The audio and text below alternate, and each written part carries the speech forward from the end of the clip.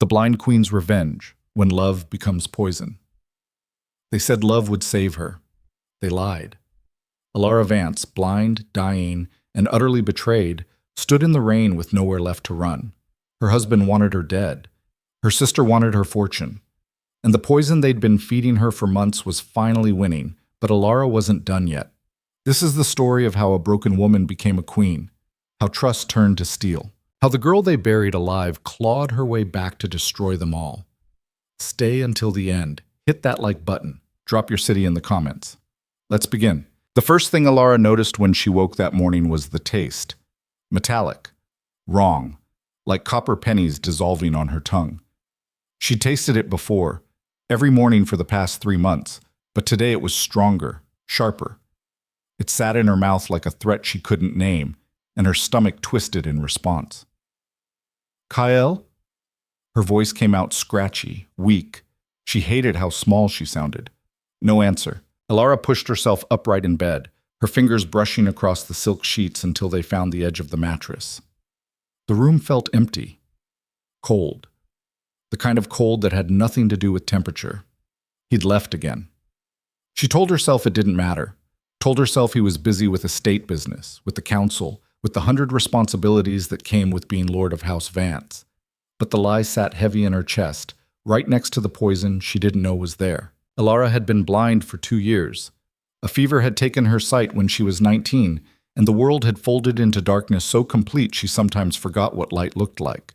But she'd learned to navigate it, learned to read the texture of silence, the weight of a room, the small shifts in air that told her when she was alone. And right now, she was very alone. Her maid, Celeste, arrived an hour later with breakfast. Alara heard the tray settle on the bedside table, heard the soft clink of porcelain against wood. "Good morning, my lady." Celeste's voice was gentle. It always was. Too gentle, maybe. Like Alara was something fragile that might shatter if handled roughly. "Morning," Alara murmured. She reached for the teacup, her fingers finding it with practiced ease. The warmth bled through the porcelain into her palms. "Lord Kael asked me to tell you he'll be back this evening," Celeste said. "He's meeting with the trade envoys from the northern provinces." "Of course he is." Celeste hesitated. Alara could feel it. The pause. The unspoken question hanging in the air. "Is there anything else you need, my lady?" "No, thank you." The door closed softly. Alara lifted the teacup to her lips. And that's when the vision hit. It wasn't sight, not exactly. It was something stranger, something that had started happening a few weeks ago. Flashes, impressions, images that burned themselves into her mind without warning, sharp and vivid and impossibly real. This one was brutal. She saw herself lying in bed, pale, still, dead. Kael stood over her body, his face blank. Beside him was Lyra, her stepsister, beautiful and cold, her hand resting possessively on his arm. "Finally," Lyra said. Her voice was silk and satisfaction. "I thought she'd never die." Kael's mouth twitched, not quite a smile, but close. "The poison took longer than expected." "Does it matter? She's gone. The fortune is ours." Alara's hand shook so hard the teacup slipped from her fingers. It shattered on the floor, hot liquid spreading across the stone like blood. She couldn't breathe. Poison. The word echoed in her skull, louder than her heartbeat, louder than the ringing in her ears. They were killing her, her husband, her sister, the 2 people she trusted most in the world. Alara didn't move for a long time. She sat frozen on the edge of the bed, her bare feet inches from the broken porcelain, her mind racing in circles that led nowhere. It couldn't be real. Visions weren't real. They were just, what? Hallucinations? Fever dreams? But the taste in her mouth said otherwise. The exhaustion that had been creeping through her bones for months. The way her body felt like it was shutting down piece by piece. She pressed a hand to her stomach and felt the slight swell of nausea rise. How long had they been poisoning her? How much time did she have left? Celeste returned to clean up the broken cup. She didn't ask questions, just moved quietly around the room while Alara sat silent and shaking. When she was gone, Alara stood.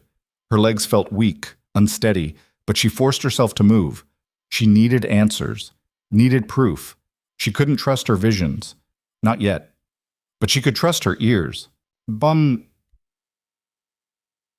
Elara found them as the East Wing study. She hadn't meant to. She'd been looking for Kael, following the faint sound of his voice through the halls, her fingertips trailing along the walls for balance. But when she reached the study door, she stopped. Because Lyra was with him, and they were laughing. She doesn't suspect a thing, Lyra said. Her voice was light, amused. Honestly, Kael, I'm almost impressed. You've played the doting husband so well. It's not difficult, Kael replied. She's blind. Half the time she doesn't even know I'm lying. Alara's breath caught. How much longer? Lyra asked. Dr. Marin says another month, maybe less. The doses have been increasing. Good. I'm tired of waiting. Once she's gone, we can finally be together properly. No more sneaking around. There was a pause. Then the sound of movement, footsteps crossing the room, fabric rustling. You're beautiful, Kael murmured. And you're mine, Lyra whispered back. The kiss that followed was audible, wet, deliberate. Alara's stomach heaved. She turned and walked away as quietly as she'd come, her hand pressed to her mouth to keep from screaming. She made it back to her room before she vomited. It was violent and sudden, her body rejecting everything, the tea, the truth, the last shreds of hope she'd been clinging to. She collapsed beside the basin, gasping, her whole body shaking. They were going to kill her. Not someday. Not eventually. Soon. And there was nothing she could do about it. Elara wiped her mouth with the back of her hand and forced herself to think. She had no allies. No family except the ones trying to murder her. Her father was dead. Her mother had remarried when Elara was 12, bringing Lyra and her cold, calculating stepmother into their lives. Her younger brother Finn had disappeared 6 months ago. Run off, everyone said, though Elara had never believed it. She had no money of her own. Everything was tied up in the estate, in Kael's name now that they were married. She had no sight, no strength, no time. But she had one thing, visions. The next vision came that night. Elara was lying in bed, staring into the darkness that was her constant companion when the world fractured again. This time she saw a road, a forest, rain falling in sheets, and a carriage, black lacquer, gold trim, wheels cutting through mud. Inside sat a man, tall, broad-shouldered. His face was sharp and cold, all hard angles and unreadable eyes. Power radiated from him like heat from a fire. Dangerous, absolute, impossible to ignore. An alpha. The vision shifted. She saw herself, stumbling, desperate, throwing herself in front of the carriage, saw the horse's rear, saw the man step out into the rain, his expression unreadable as he looked down at her. Please, her future self whispered, help me. And then the vision ended. Elara lay still, her heart pounding. She didn't know who the man was, didn't know if the vision was real or just another trick of her dying mind. But it didn't matter, because right now it was the only chance she had. She planned it carefully. Elara had always been good at listening, at piecing together information from conversations she wasn't supposed to hear. Over the next 2 days, she mapped out Kael's schedule, Lyra's movements, the routines of the household staff. She packed nothing, couldn't risk it. Instead, she wore her warmest dress and hid a small knife in her boot, one of Finn's old blades, left behind when he disappeared. On the third night, when the house was quiet and the guards were changing shifts, Elara slipped out through the servants' entrance. The rain started almost immediately. It was cold and relentless, soaking through her dress within minutes. Elara didn't care.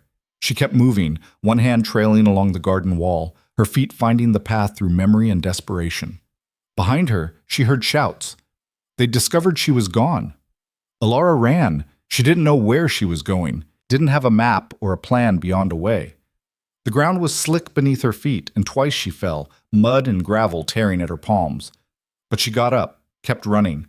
The forest swallowed her whole, trees pressed in from all sides, their branches catching at her hair and clothes. Elara's lungs burned, her legs screamed, but she didn't stop. Behind her, the shouts grew louder, closer. They were hunting her. Kael wouldn't let her go. Not alive, not with what she knew. Elara's foot caught on a root, and she went down hard, her head cracking against something solid. Pain exploded through her skull, white-hot and blinding. She lay there in the mud, gasping, the world spinning even though she couldn't see it. And then she heard it. Hooves, wheels, a carriage. Alara dragged herself to her feet and stumbled forward, her hands outstretched.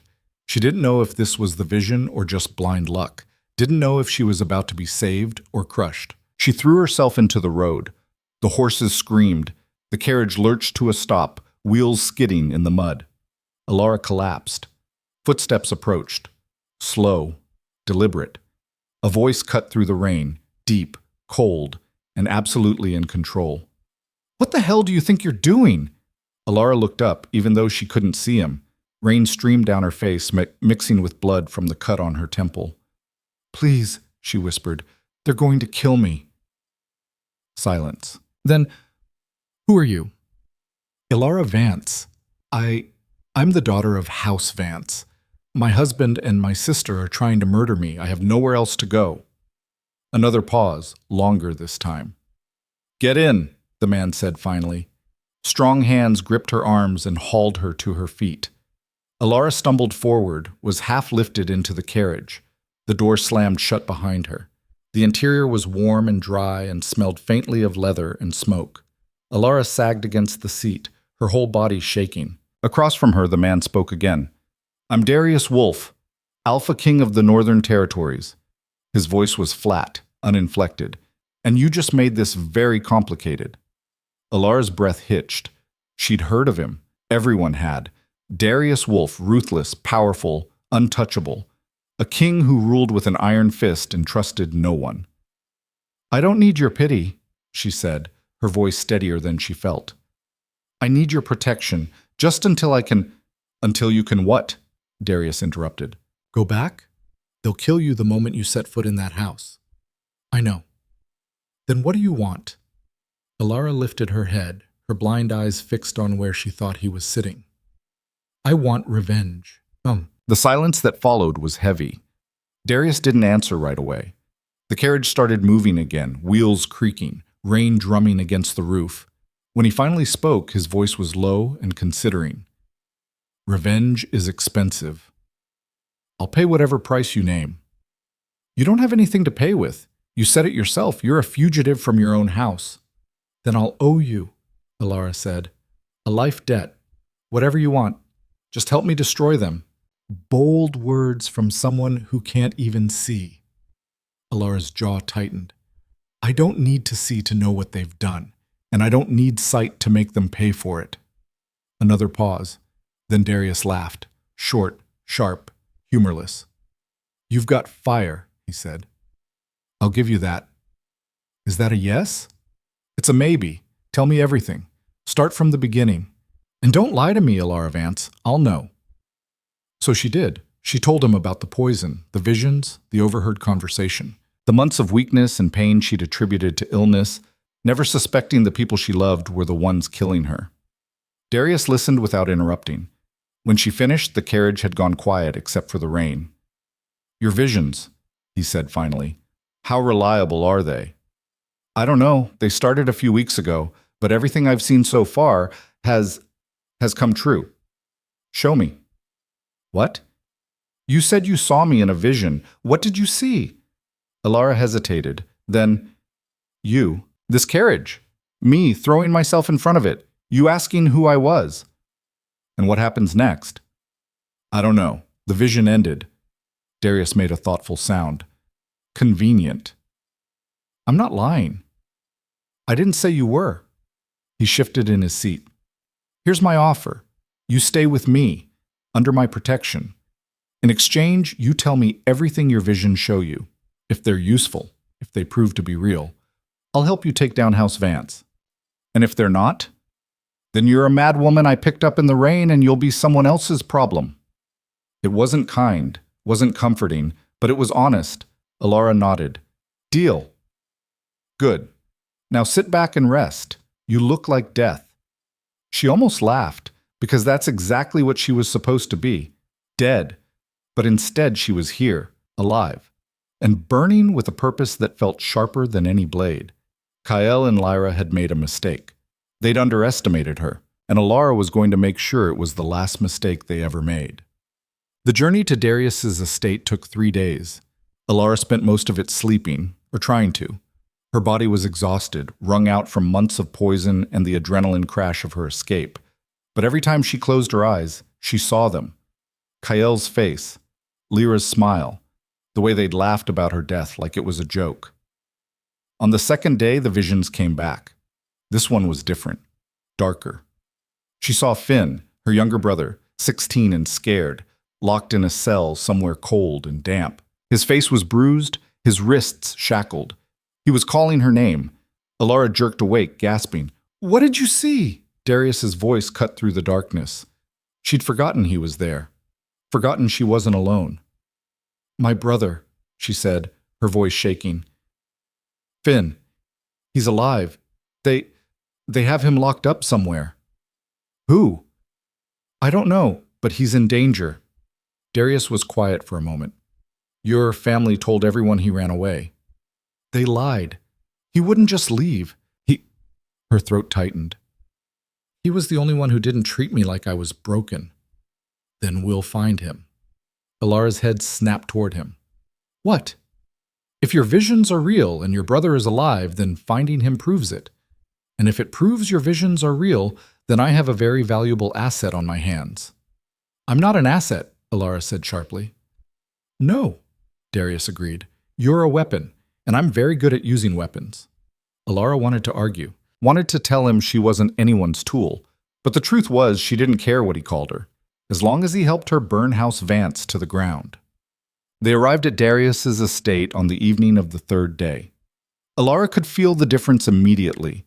The air was colder here, sharper, and the sounds were different. No city noise, no chatter of servants, just wind and silence and the creak of heavy gates opening. "Welcome to Wolfspire," Darius said as the carriage stopped. A hand gripped her elbow, firm but not rough, and guided her out. Gravel crunched beneath her feet. The wind bit at her face. "This way," Alara followed, her fingers brushing against his arm for balance. She hated needing help, hated being led like a child, but she swallowed her pride and kept moving. Inside, the air was warmer. Alara heard the echo of their footsteps in what must have been a massive hall. "Marin!" Darius called. A woman's voice answered, crisp, professional. "Your Majesty." "This is Alara Vance. She's been poisoned. I need you to examine her and tell me how much damage has been done." "Of course." "This way, please." Alara was led to another room, smaller, quieter. She was guided to sit on what felt like an examination table, and gentle hands began checking her pulse, her temperature, the lymph nodes in her neck. "How long have you been experiencing symptoms?" Dr. Marin asked. 3 months, maybe longer." "And the poison?" "I don't know what it is. I've been getting weaker, tired, nauseous." Marin made a thoughtful sound. "I'll need to run tests, but if you've been ingesting poison for 3 months and you're still alive, either the doses were very small or you have an unusually strong constitution." "Or both," Darius said from somewhere near the door. "How long do I have?" Alara asked quietly. Marin hesitated. "I can't say for certain until I know what we're dealing with. But if you stop ingesting it now, your body should begin to recover, slowly." "Will I get my strength back?" "In time, yes." It wasn't a guarantee, but it was hope. And right now, hope was enough. That night, Alara lay in a bed that wasn't hers, in a house that wasn't home, and tried to process everything that had happened. She'd escaped. She'd survived. She'd made a deal with a king, and tomorrow the real work would begin. Because Alara wasn't just going to survive, she was going to make them pay. All of them. Kael, for his lies and his poison and his hands that had held her while plotting her death. Lyra, for her betrayal and her greed and the way she'd smiled while Alara died. Her stepmother, for orchestrating it all. And anyone else who had stood by and let it happen. Alara closed her eyes and let the anger settle in her chest like a second heartbeat. She was done being the victim, done being the blind girl they pitied and discarded. From now on, she was something else, something dangerous, and they were going to learn that the hard way. The first lesson came at dawn. Alara woke to the sound of steel on steel, sharp, rhythmic, brutal. She sat up in bed, disoriented, her body still aching from the journey. The room was unfamiliar, the sheets too crisp, the air too cold.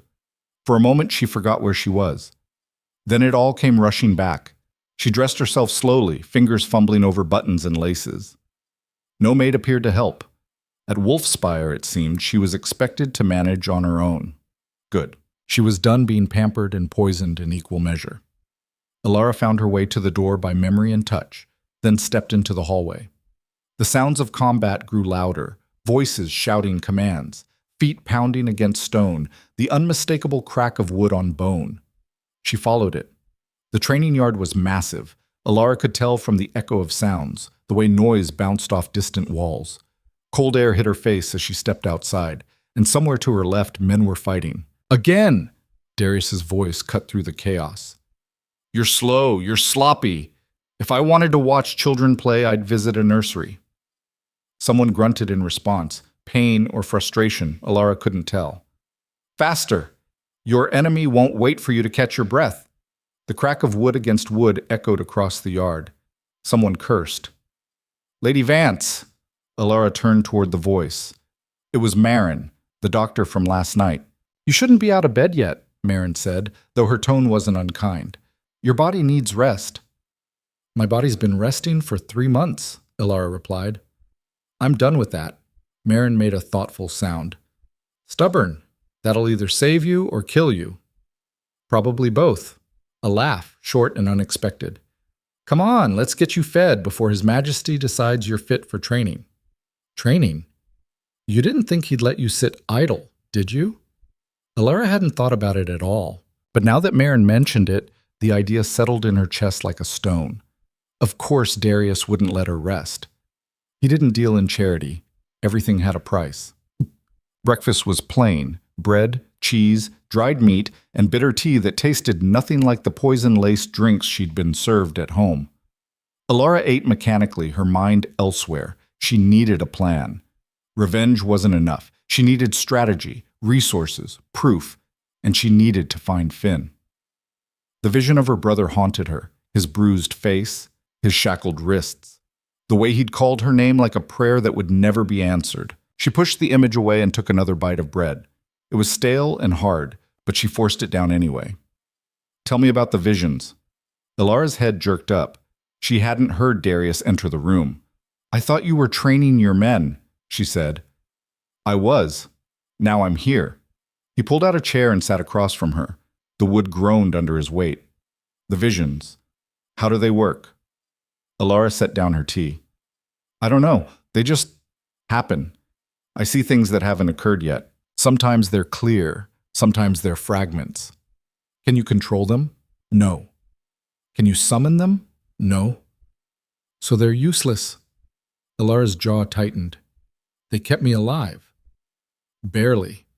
Darius leaned back in his chair, studying her with an intensity she could feel even without sight. If you want revenge, you need more than sporadic visions and blind luck. You need power, real power. And you're going to give that to me? I'm going to teach you how to take it. Alara frowned. What does that mean? It means starting today you train. You learn to fight, to move, to listen. You're blind, not helpless, but right now you're acting like both. The words stung. Alara wanted to argue, wanted to throw something at him. But he was right. She hated that he was right. Fine, she said through gritted teeth. When do we start? Now. The first session was humiliating. Darius took her to a smaller courtyard, empty except for the two of them. No audience. No witnesses to her failure. Fight me, he said. Alara laughed. It came out bitter and sharp. You're joking. Do I sound like I'm joking? I'm blind. You can't see, Darius interrupted. That doesn't mean you can't fight. Now stop making excuses and try. Alara's hands curled into fist. She wanted to refuse, wanted to walk away. But where would she go? She lunged. It was clumsy and desperate, her arms swinging wildly at where she thought he was. Darius sidestepped easily, and Alara stumbled past him, nearly falling. Pathetic, he said. Alara spun around, fury rising in her chest. I can't see you. Then stop relying on sight. Use your ears, your instincts. I'm not silent. She tried again. This time she listened, heard the shift of his boots against stone, the faint rustle of fabric. She swung. Missed. Darius caught her wrist mid-strike and twisted. Pain shot up her arm and Alara gasped. Predictable, he said, releasing her. You're telegraphing every move. Anyone with eyes could read you. Then teach me, Alara snapped. I am teaching you. You're just not learning fast enough. He moved. She heard it, and something hard slammed into her shoulder. Alara staggered, her breath knocked loose. Again, Darius said. She came at him again and again and again. Each time he dodged or blocked or countered. Each time she ended up on the ground or gasping for air or nursing a new bruise. Her knees hit stone for the 5th time, and Alara stayed down, chest heaving. Get up, Darius said. I can't. You can. You're just choosing not to. I'm exhausted. You think Kyle will care if you're exhausted when he comes for you? Darius's voice was cold. You think your sister will show mercy because you're tired? Get up. Alara's hands balled into fists. She pushed herself to her feet, legs shaking. Good. Now hit me. She swung. He blocked. Harder. She swung again, missed again. You're holding back. Why? I'm not. You are. You're afraid of hurting yourself, afraid of failing. Stop being afraid and fight. Something in Alara snapped. She screamed, raw and furious, and threw herself at him. No technique, no strategy, just rage. Darius caught her easily, but this time he didn't throw her down. He held her there, her fist pounding uselessly against his chest. Better, he said quietly. That's the fire I need to see. Now learn to control it. By the time he finally called a halt, Alara was shaking with exhaustion and rage. You're weak, Darius said bluntly. The poison did more damage than Marin thought. It'll take months to rebuild your strength. I don't have months. Then you'd better work faster. Alara wanted to scream at him, wanted to tell him this was impossible, that he was asking too much. But instead she nodded. Because impossible or not, she didn't have a choice. The days blurred together after that. Every morning, Alara trained. Darius was relentless, pushing her past exhaustion, past pain, past the point where her body begged her to stop. He didn't coddle her, didn't offer encouragement. He just demanded more. And somehow, slowly, Alara began to improve. She learned to listen, not just to sound, but to the space between sounds. The way air moved when someone approached. The slight shift in temperature when a body was near. She learned to fall without breaking, to strike without hesitation. She learned to hurt people, and she learned to enjoy it. One morning, she actually landed a hit, her fist connecting with Darius's ribs. It wasn't hard enough to do real damage, but it was enough to make him grunt. Better, he said. It was the closest thing to praise she'd gotten from him. Alara smiled. The visions continued. Some were small, flashes of conversations, glimpses of faces she didn't recognize. Others were vivid and terrible. One night she saw Kyle standing in her empty bedroom, his face twisted with fury. She's alive, he snarled. I know it. Lyra stood beside him, pale and worried. How? The hunters said, I don't care what they said. She's out there, and when I find her, I'll finish this myself. What if she went to the authorities? What if she tells them about... She has no proof, Kyle interrupted. No one will believe a blind woman over me. She's not stupid, Kyle. If she escaped, she had help. Then we find out who helped her, and we kill them too. Alara woke gasping, her heart pounding. Kale was looking for her. Of course he was. Tell me. She turned toward Darius's voice. He was sitting in the corner of her room, half hidden in shadow. How long have you been there? Alara demanded. Long enough? What did you see? She told him. When she finished, Darius was sentient for a long moment. He won't find you here, he said finally. Wolfspire is protected.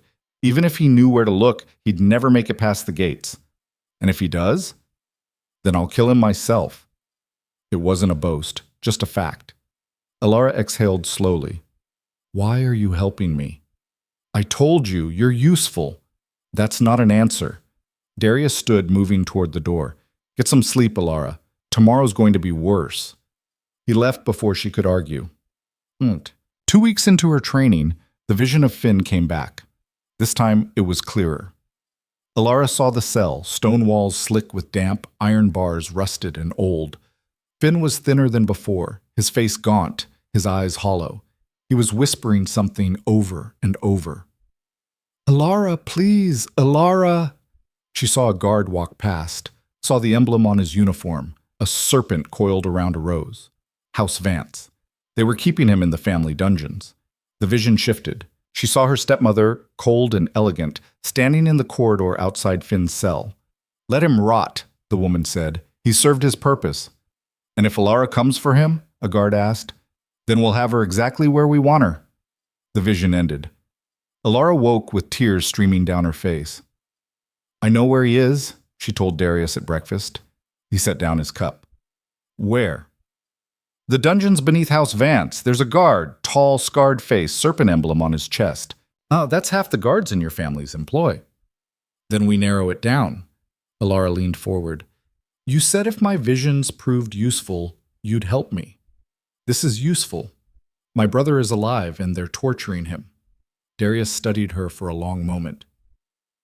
"Rescuing him means going back into enemy territory, with no guarantee we'll succeed." "I know. It's a trap waiting to happen. I know. And you still want to do this?" "He's my brother," Alara said quietly. "He's the only family I have left who didn't try to kill me. So yes, I still want to do this." Darius exhaled slowly. "Then we do it smart. No charging in blind, no pun intended. We plan, we prepare, and we hit them when they least expect it." Alara nodded, relief flooding through her. "Thank you." "Don't thank me yet," Darius said. "This is going to get ugly." Chat. Planning the rescue took another week. Darius brought in maps of House Vance, detailed layouts of the estate, the dungeons, the guard rotations. Alara didn't ask how he'd obtained them. She didn't care. She studied them by touch, her fingers tracing the raised lines and textures Marin had added to help her navigate. "The dungeons are here," Darius said, guiding her hand to a specific section. 3 levels. If your vision is accurate, your brother's on the lowest one. "How do we get in?" "There's a service entrance on the east side, used by suppliers and servants. It's less guarded, but still risky." "What about the guards?" "We go at night, minimal staff. I'll bring 3 men, enough to handle trouble, not enough to draw attention." Alara shook her head. "I'm coming with you." "No." "He's my brother." "And you're still recovering from being poisoned," Darius interrupted. "You're not ready for a fight." "I don't need to fight. I need to find him. And I'm the only one who knows what he looks like." Darius was silent. "You need me," Alara pressed. "Admit it." "I need you alive," he said finally. "If you come and something goes wrong, then I die, just like I would have if you'd left me in that road." Darius exhaled sharply. "You're infuriating." "So I've been told." Another pause. Then, "Fine. But you follow my orders. No heroics, no improvisation. Understood?" "Understood." Liar, Alara thought, but she kept her mouth shut. They left under cover of darkness. Alara rode in a plain carriage with Darius and his men, 3 soldiers whose names she didn't bother learning. She could feel their skepticism radiating off them in waves. "She's going to get us killed," one of them muttered. "Quiet," Darius said. "With respect, Your Majesty, bringing a blind woman on a rescue mission is—" "I said quiet." Darius's voice dropped to something dangerous. "Or I'll give you something real to complain about." The soldier fell silent. Alara sat rigid in her seat, hands clenched in her lap. She wanted to defend herself, wanted to prove she wasn't a liability. But actions would speak louder than words. The journey took hours. When they finally stopped, Alara could smell it, the familiar scent of the Vance estate. Roses and wood smoke and expensive perfume. It made her stomach turn. "We move fast," Darius said.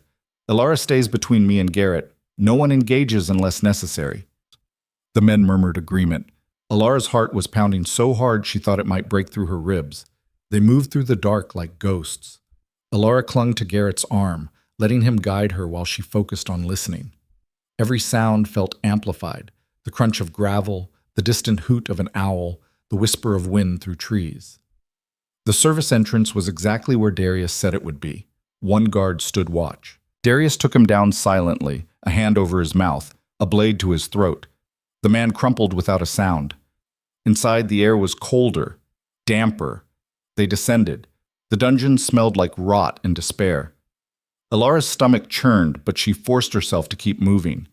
Stone stairs spiraled downward, one level, then two, then three. The air grew thicker with each step, heavy with moisture and decay. "There," Alara whispered, pointing toward a cell at the far end. Darius moved ahead, checking for guards. Found none.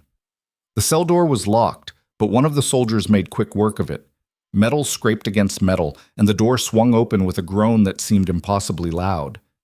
And there, hunched in the corner, barely visible in the dim light, was Finn. Alara's breath caught. "Finn," she whispered. He looked up. His face was bruised, his wrists raw from shackles, but his eyes were still the same. "Alara?" His voice cracked. You're dead. They said..." "I'm not dead." She moved forward, her hands finding his face, his shoulders. He was real, solid, alive. "I'm here. I'm getting you out." Tears streamed down his cheeks. "How?" "Later." "Can you walk?" "I think so." Darius cut through the shackles with a single strike. Finn stumbled to his feet, leaning heavily on Alara. "Let's move," Darius said. They made it halfway up the stairs before the alarm bells started ringing. The sound was deafening, metal clanging against metal, echoing through the dungeons like thunder. "Run!" Darius barked. Alara dragged Finn forward, her heart in her throat. Behind them, she heard shouts, guards pouring into the dungeons. "Intruders! East Wing! Sound the bells! Wake the house!" They burst through the service entrance into the night. Horses were waiting, already saddled. "Get on!" Darius shouted. Alara hauled Finn onto a horse, then climbed up behind him. Garrett pulled her up roughly, and they were moving, galloping through the dark, the estate shrinking behind them. Arrows whistled past. One grazed Alara's arm, and she gasped, pain blooming hot and sharp. "Don't stop!" Darius roared. They didn't. They rode until the estate was nothing but a distant glow on the horizon, until the only sound was hooves and heavy breathing. When they finally slowed, Alara was shaking so hard she could barely hold on. But Finn was alive. They'd done it. Back at Wolfspire, Marin took one look at Finn and immediately ushered him to the infirmary. Alara wanted to follow, but Darius caught her arm. "Not yet. Let Marin work. He's my brother, and he'll still be your brother in an hour. Right now you need to tell me what the hell just happened." Alara frowned. "What do you mean?" "The alarm," Darius said. "It went off too fast. We were careful. No one should have known we were there." "Maybe a guard saw us." "Maybe." But Darius didn't sound convinced. He released her arm and walked away, leaving Alara standing alone in the dark. A chill ran down her spine. Someone had known they were coming, which meant someone at Wolfspire had talked. The next morning, Finn was awake. Alara sat beside his bed, her hand gripping his. "I thought you were dead," he said quietly. "They told me you were dead." "Who told you?" "Stepmother, Lyra, Kyle, all of them." His voice shook. "They locked me down there and said if I ever tried to escape, they'd kill you, so I stayed. I stayed because I thought, it's okay," Alara whispered. "You're safe now." "Am I?" Finn's hand tightened around hers. "Alara, they're not going to stop. Kyle won't stop. Not until you're..." "I know." Alara's voice hardened. "That's why I'm going to destroy him first." Finn was quiet for a long moment. Then, "How?" "I don't know yet, but I'll figure it out." "You're different," Finn said. "You sound angrier." "I am angrier." "Good. You should be." Alara smiled faintly. It felt strange on her face, like a muscle she'd forgotten how to use. "Tell me what happened," she said. "Why did they lock you up?" Finn exhaled slowly. "I overheard them, stepmother and KL. They were talking about the poison, about how long it would take to kill you. I confronted them, told them I'd go to the authorities. And? Kael laughed, said no one would believe a 16-year-old boy over a noble lord. Then stepmother had me arrested, told everyone I'd stolen from the family coffers and run away in shame. Rage burned hot in Alara's chest. How long were you down there? 6 months. Maybe more. I lost track. 6 months. While Alara had been dying slowly upstairs, her brother had been rotting in a cell below. I'm going to make them pay, Alara said quietly. All of them. I'll help you, Finn said. Whatever you need. Right now, I need you to rest. Get your strength back. And then? Then we burn House Vance to the ground. That night, another vision came. This one was the worst yet. Alara saw herself standing in a great hall surrounded by nobles and courtiers. Kael was there, his face twisted with rage. Lyra stood beside him, pale and trembling, and on the floor between them lay a body. Darius. Blood pooled beneath him, dark and spreading. His eyes were open but empty. Alara screamed, tried to run to him, but her legs wouldn't move. Kael smiled.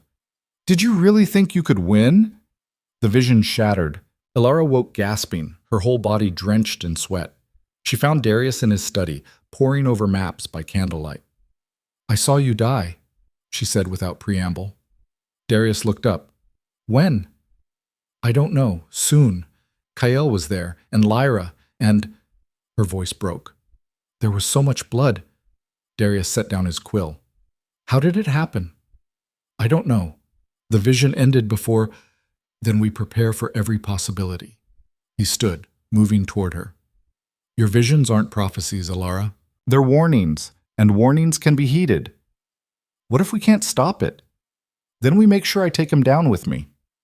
It wasn't comforting, but it was something. Alara nodded slowly. There's a traitor. Someone told them we were coming for Finn. I know. Do you know who? Not yet, but I will. His voice was cold, final. Whoever the traitor was, they were already dead. They just didn't know it yet. The breakthrough came 3 days later. One of Darius's soldiers, a man named Corvin, was found dead in his quarters, poisoned. On his desk was a letter, half-written, addressed to House Vance. Darius burned it without reading the rest. There may be others, he said to Alara that night. I'm tightening security. No one comes in or out without my knowledge. Do you trust anyone? No. Alara almost laughed. Not even me. Darius turned to look at her. In the firelight, his face was all sharp angles and shadow. You're the only one I trust, he said quietly, because you have everything to lose. It was the closest thing to a compliment he'd ever given her, and it terrified her, because Darius Wolf didn't trust easily, which meant if she failed him, if her visions proved false, if her revenge fell apart, she'd lose the only ally she had. Alara swallowed hard. I won't let you down. See that you don't. He left her standing by the fire, her heart pounding and her mind racing. The next morning brought another vision, this one sharper, more immediate. She saw Kael in a council chamber surrounded by other nobles. He was speaking, his voice smooth and convincing. The Alpha King harbors my wife, he said. A woman who has committed treason against House Vance. I demand her return. An older man, gray-haired and stern, shook his head. Without proof, Lord Vance, we cannot compel... I have proof. Kael produced a document. Her own brother's testimony.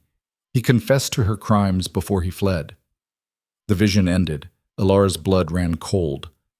They were going to use Finn against her. Somehow, they'd forge his testimony. Make it look like he'd accused her of treason. She found Darius immediately and told him everything. They're coming for me, she said, using the law, using Finn. Then we get ahead of it, Darius replied. Your brother is here. Alive. His testimony will disprove whatever lies they've manufactured. Will it be enough? It has to be.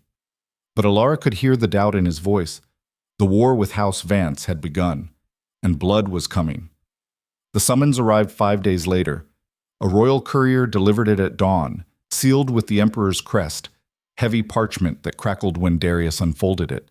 Alara sat across from him in the study, listening to the silence that followed. What does it say? She asked finally. We're being summoned to the imperial court. 2 weeks from now. Darius's voice was flat. House Vance has filed a formal petition. They're accusing you of theft, conspiracy, and attempted murder of your husband. Alara's hands clenched in her lap. Attempted murder? Apparently you poisoned Kyle's wine before you fled. He's claiming he barely survived. The audacity of it stole her breath. That's a lie. Of course it's a lie. But lies presented well enough become truth. Darius set the summons down. They're also demanding Finn's extradition, claiming he's a fugitive who stole from the family coffers. We have Finn. He can testify. He can try. But he's 16, traumatized, and has no proof beyond his word. Kale is a respected noble with physicians willing to swear they treated him for poisoning. Who do you think the court will believe? Alara's stomach twisted. So we're already dead. Not dead, just outmaneuvered. Darius stood, pacing to the window. They're forcing us into the open, making us play on their ground. Then we don't go. If we don't go, the Emperor issues a warrant. I'd be harboring a known criminal. It would give them legal grounds to move against Wolfspire. So we're trapped. We're cornered, Darius corrected. There's a difference. Alara heard the edge in his voice. Not defeat, but calculation. He was already thinking 3 moves ahead. What do we do? She asked. We go. But we don't go defenseless. He turned back toward her. Your visions. Can you control them at all? Force them to show you something specific? I've tried. They come when they want to. Try harder. We need to know what Kyle's planning, what proof he thinks he has, every advantage he's holding. And if I can't, then we walk into that court blind. Again, no pun intended, and hope we're faster on our feet than they are. It wasn't a plan. It was barely even hope, but it was all they had. Alara spent the next 3 days trying to summon visions.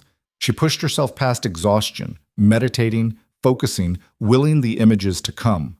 Marin gave her herbs that were supposed to enhance perception. Darius had her spar until she collapsed, thinking pain might trigger something. Nothing worked. The visions came on their own schedule, as capricious and unreliable as ever. On the 4th night, Alara gave up. She sat in her room, head in her hands, frustration burning through her like fever. A knock at the door. Come in, she said tiredly. Footsteps. Too light to be Darius. Too hesitant to be Marin. Alara? Finn? She lifted her head. You should be resting. I've been resting for 6 months. He sat down beside her. You look terrible. Thank you. I'm serious. When's the last time you slept? Alara didn't answer, couldn't remember.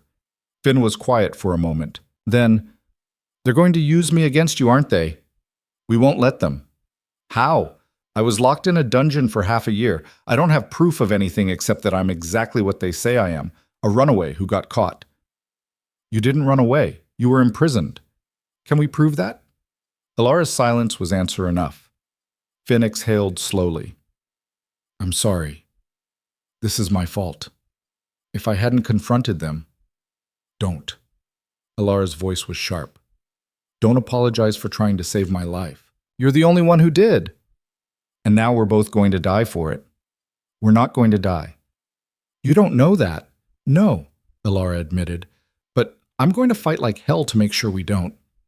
Finn leaned against her shoulder. He felt thinner than she remembered. Frailer. I'm scared, he whispered. Me too. It was the first time she'd said it out loud. And somehow, admitting it made it easier to breathe. The vision came that night. Violent, sudden, overwhelming. Alara saw the imperial court, vast and golden, filled with nobles and silk and jewels. She saw herself standing before the emperor, Darius at her side. Kael was there. Lyra, her stepmother, and someone else. A woman Alara didn't recognize, tall, elegant, with silver hair and cold eyes. She wore the robes of a high inquisitor. Lady Vance, the woman said. Her voice was silk over steel. You stand accused of grievous crimes against your lawful husband. How do you plead? Not guilty, Alara heard herself say. Then let us examine the evidence. Kael stepped forward. Your Eminence, I present testimony from my household physician. He will confirm that my wife administered poison to me on 3 separate occasions. A man in healer's robes approached. Alara recognized his voice. Dr. Halverson, the family physician who'd treated her supposed illness for months. The same man who'd probably been helping them poison her. I treated Lord Vance for acute toxin exposure, Halverson said smoothly. The symptoms were consistent with nightshade poisoning. When I questioned him, he revealed his wife had been acting strangely, paranoid, delusional. I believe she was suffering from a mental affliction. Lies. All lies. But presented so smoothly, so convincingly. The vision shifted. The Inquisitor turned to Finn. And you, boy, what do you know of your sister's crimes? Finn's face was pale, terrified. I don't speak truthfully. You were imprisoned for theft, were you not? No, they locked me up because I knew. Because you knew your sister was plotting against her husband? The Inquisitor's voice was gentle, coaxing. It's all right. You can tell the truth now. You're safe. That's not... But the vision was already shifting again. This time Alara saw Darius standing rigid, his jaw clenched. You would accuse a member of the imperial nobility based on the testimony of a disgraced physician and a traumatized child? He said coldly. I accuse her based on evidence, Kael replied. Evidence I'm prepared to present. He produced a letter. Alara's stomach dropped. She recognized the handwriting, her own. This letter, Kael said, was written by my wife 3 months ago. In it, she confesses her intent to poison me and take control of House Vance.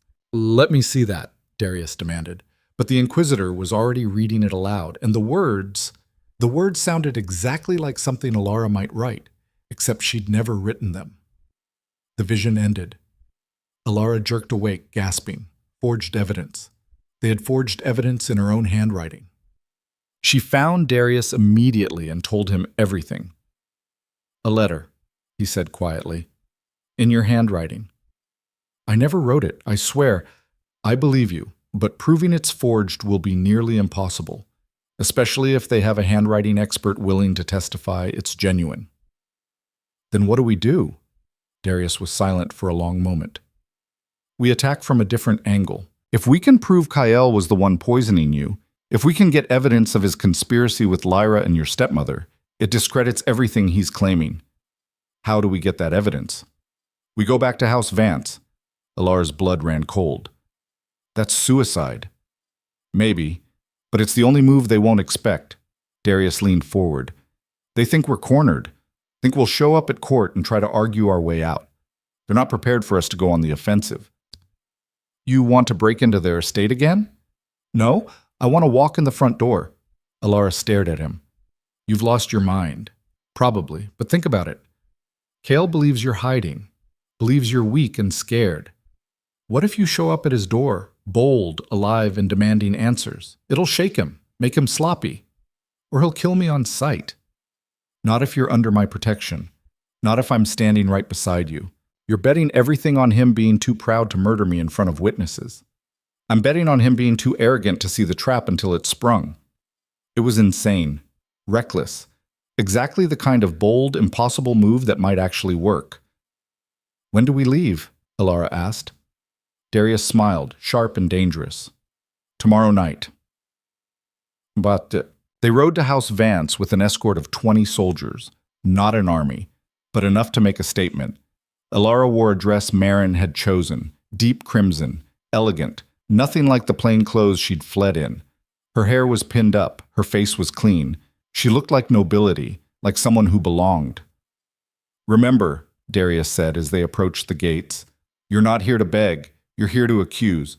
Make him defend himself. And if he doesn't take the bait, he will. Men like Kael can't resist defending their honor. The gates of House Vance loomed ahead, tall and familiar and suffocating. Alara's heart was pounding so hard she thought it might burst. Guards stopped them at the entrance. State your business, one demanded. Tell Lord Kael that his wife has come home, Darius said, and that the Alpha King demands an audience. The guard hesitated, then disappeared inside. Minutes crawled past. Finally, the gates opened. They were led through the gardens, past roses Alara had once loved, past fountains she'd trailed her fingers through when she could still see. Every step felt like walking into her own grave. Kael was waiting in the main hall. Alara could hear it in the sudden silence, the way conversation stopped, the way footsteps froze. She couldn't see the faces staring at her, but she could feel them. Shocked, scandalized, horrified. The dead wife had returned. Alara. Kael's voice was smooth. Too smooth. What a surprise. Is it? Alara kept her chin up, her voice steady. You've been searching for me, haven't you? Searching for my wife? Of course. I've been worried sick. Liar. The word fell like a stone into water. Gasps rippled through the room. I know what you did, Alara continued. I know about the poison, about Lyra, about Finn locked in your dungeons for months. You're unwell, Kael said, his voice taking on a patronizing edge. Doctor, Halverson warned me you were suffering delusions. The only delusion was thinking you ever loved me. Alara, please, you're embarrassing yourself. Am I? She took a step forward. Or am I embarrassing you? Darius's hand touched her elbow, a warning. Don't push too hard, not yet. But Alara was done being careful. You tried to kill me, she said clearly. You and Lyra poisoned me for months. And when that wasn't fast enough, you planned to finish me off and take my inheritance. These are serious accusations, Kael said. His voice was still calm, but Alara could hear the tension underneath. Do you have proof?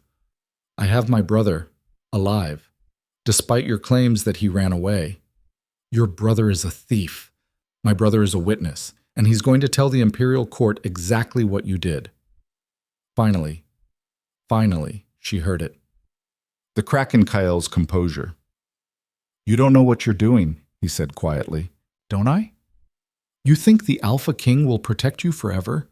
You think anyone will believe a blind woman over me? I think they'll believe evidence, Darius cut in, which is why we're here to collect it. Kael laughed. You have no authority here. Actually, I do. As an Alpha King summoned to Imperial Court, I have the right to investigate crimes that fall under my jurisdiction.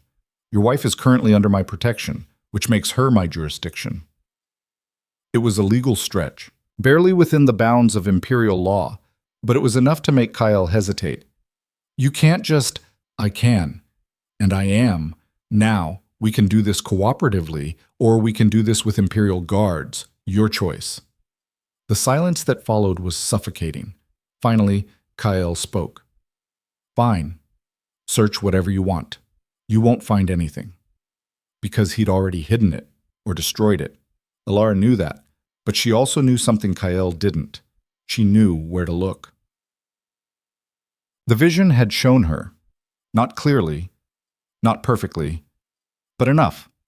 A study on the 3rd floor. A locked drawer in Kael's desk. Papers hidden beneath a false bottom. Correspondence between Kael and Lyra. Records of poison purchases. Dr. Halverson's notes on dosages. Everything they needed. Darius's men searched the house methodically. Alara waited in the main hall, listening to doors open and close, to Kael's increasingly agitated pacing. This is a waste of time, he muttered. Then you have nothing to worry about, Alara replied. Footsteps on the stairs. Running. One of Darius's soldiers appeared. Your Majesty, we found something. Kael went very still. They brought the papers down, a stack of letters, receipts, physician's notes. Darius read through them quickly, his expression darkening. Well, he said quietly, this is damning. Those are forgeries, Kael said immediately. Are they? Because this one is dated 6 months ago, and it details exact dosages of nightshade to be administered to Lady Vance, signed by Dr. Halverson. Anyone could have written that. And this one, Darius continued, holding up another letter. From Lyra to you, discussing how to dispose of Alara's body once the poison finished its work. The room had gone deathly silent. Alara's hands were shaking. She forced them still. Where's Lyra? She asked quietly. She's not here, Kael said. Where? I don't. Where's my sister? Alara's voice rose. A door opened somewhere above them. Footsteps. Then Lyra's voice, high and panicked. Kael, what's happening? Why are there soldiers? She stopped. Alara couldn't see her, but she could imagine it. Lyra frozen at the top of the stairs, staring down at the ghost she thought was dead. Hello, Lyra, Alara said softly. You're alive. Yes, disappointing, isn't it? This is a mistake, Lyra said quickly. Kael, tell them. Shut up, Kael snapped. Too late. The panic in Lyra's voice had already sealed it. Darius folded the letters carefully. Lord Kael Vance, Lady Lyra Vance, you're both under arrest for attempted murder and conspiracy. You'll be held until the Imperial Court convenes. You can't arrest me, Kael snarled. I'm a noble, and I'm an Alpha King. Watch me. Guards moved forward. Kael lunged, not at them, but at Alara. Darius was faster. He stepped between them, his hand catching Kael's wrist mid-swing. The crack of bone was audible. Kael screamed. Touch her again, Darius said quietly, and I'll do worse than break your wrist. Alara stood frozen, her heart pounding. She'd done it. They'd actually done it. But the victory was short-lived, because that night, another vision came. Alara saw the Imperial Court again, saw herself standing before the Inquisitor, but this time there was someone else, her stepmother. The woman stood calm and composed, her hands folded elegantly. When she spoke, her voice was smooth as silk. Your Eminence, I'm afraid my daughter and son-in-law have been falsely accused. The evidence against them was planted by Lady Alara herself, with the help of the Alpha King. That's absurd, Darius said in the vision. Is it? Lady Alara has been living under your roof for weeks. She's had ample time to forge documents, to create false testimony. And you, Your Majesty, you have a vested interest in discrediting House Vance. We all know about the trade disputes between our houses. The Inquisitor's expression didn't change. Continue. I believe Lady Alara orchestrated this entire scheme. The alleged poisoning, her brother's supposed imprisonment, all of it designed to seize control of House Vance's assets with the Alpha King's help. And what proof do you have of this? The stepmother smiled. I have a witness, someone who saw Lady Alara and the Alpha King conspiring together, someone willing to testify under oath. A figure stepped forward, Dr. Marin. Alara's blood ran cold. I'm sorry, Marin said in the vision, her voice soft, but I can't lie for you anymore. The vision shattered. Alara woke gasping, her whole body shaking. Marin, the woman who'd saved her life, the woman she'd trusted, was going to betray her. She confronted Marin at dawn. Is it true? Alara demanded. Are you working for them? Marin looked up from her workbench, startled. What are you talking about? I saw you, in a vision, testifying against me at the Imperial Court. Marin went very still. I'm not... Alara, I would never... Then why did I see it? I don't know. Your visions aren't always... They've been right about everything else. Not everything, Marin said quietly. You saw Darius die, remember? And he's still alive. Alara faltered. That was true. The vision of Darius bleeding out on the floor hadn't come to pass.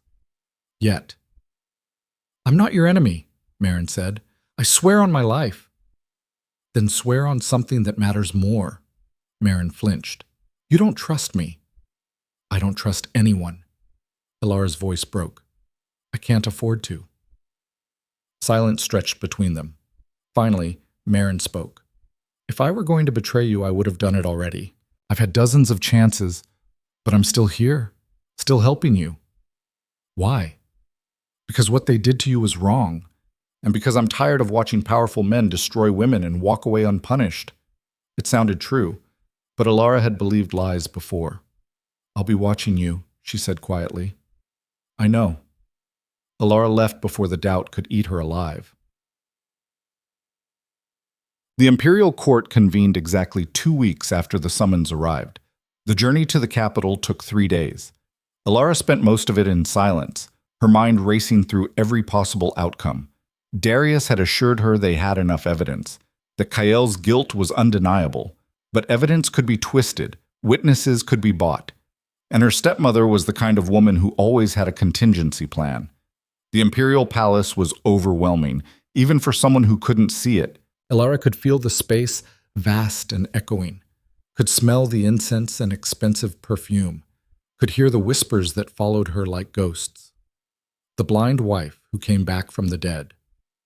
The trial began at noon.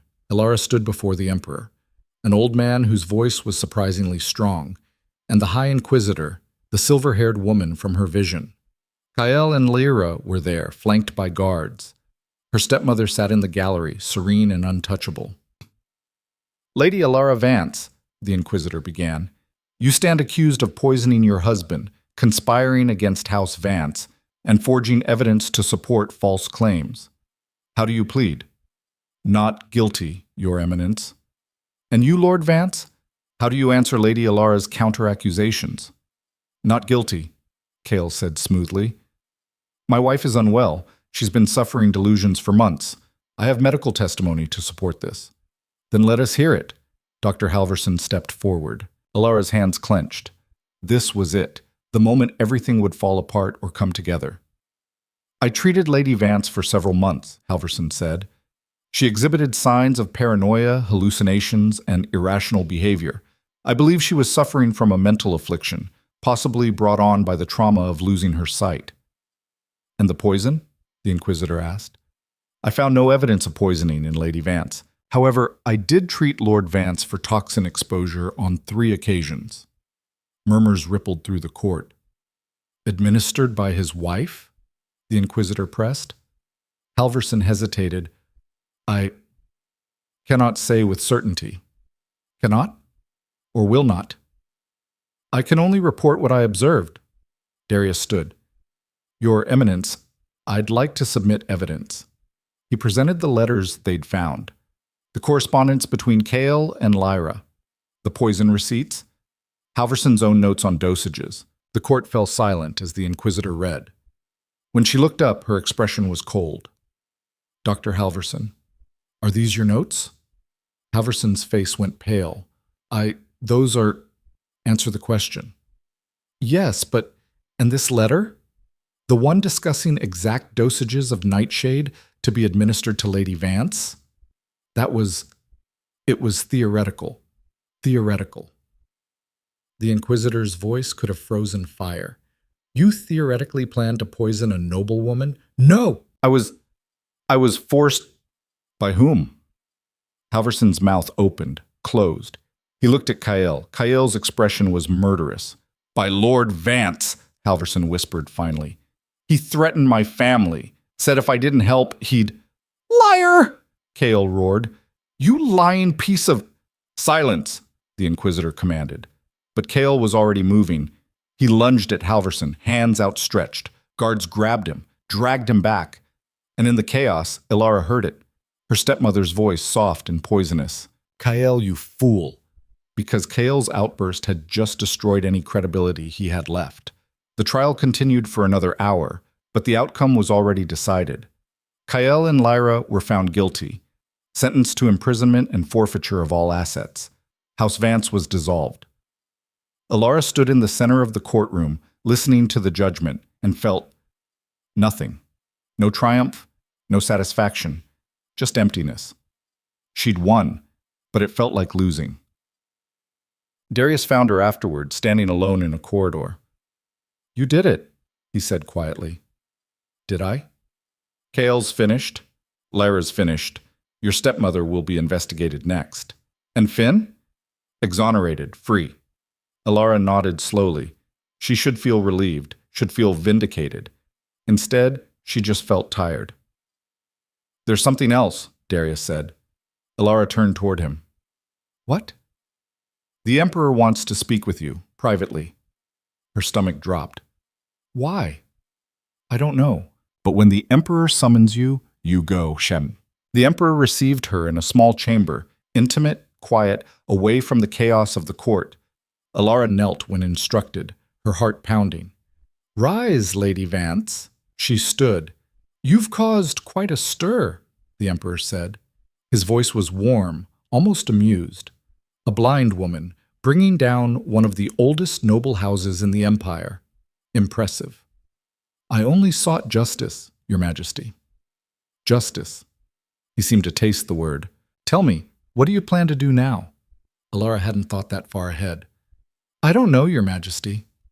House Vance's assets are forfeit. That includes substantial land holdings, trade contracts, and a fortune in gold. As the wronged party, you have a legal claim to all of it. Alara's breath caught.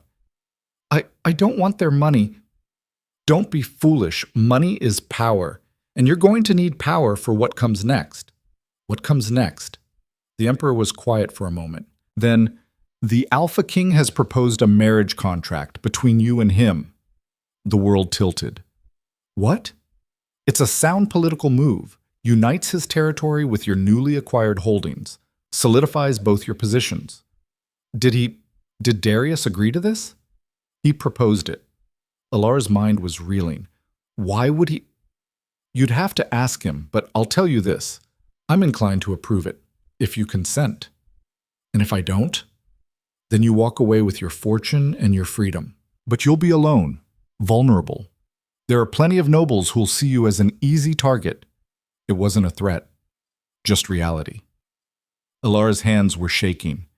Marry Darius, the man who'd saved her, trained her, stood beside her through everything, the man she didn't trust, the man she couldn't afford to trust.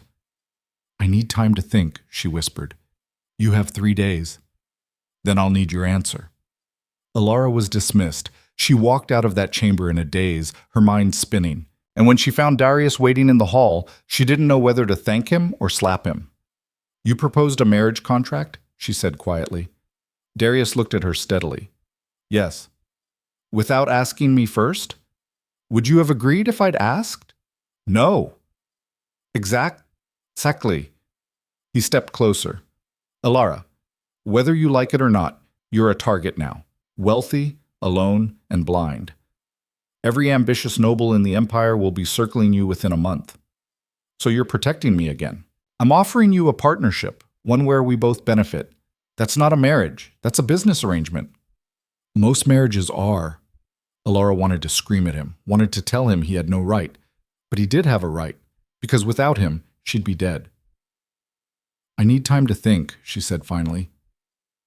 3 days. I know. And if I say no? Darius was silent for a long moment. Then I respect your decision, and we part ways. Just like that? Just like that. He walked away, leaving Alara standing alone in the corridor. And for the first time since this nightmare began, she had no idea what to do next. Alara spent that first night alone, pacing her chambers until her feet ached. Marriage, to Darius. The idea felt impossible and inevitable at the same time, like standing at the edge of a cliff knowing the only way forward was to jump. She'd never wanted this. Never wanted to belong to anyone again after Kael.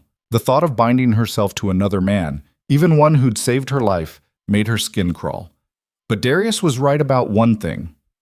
Alone, she was vulnerable. Wealthy and blind and female in a world that saw all three as weaknesses to exploit. A knock interrupted her thoughts. Come in, she said tiredly. Footsteps. Light and familiar. Finn. Her brother crossed the room and sat beside her.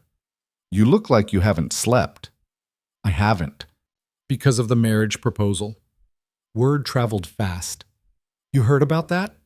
Everyone's heard about that. The servants won't stop whispering. Finn paused. Are you going to say yes? I don't know. Do you trust him? Alara laughed bitterly.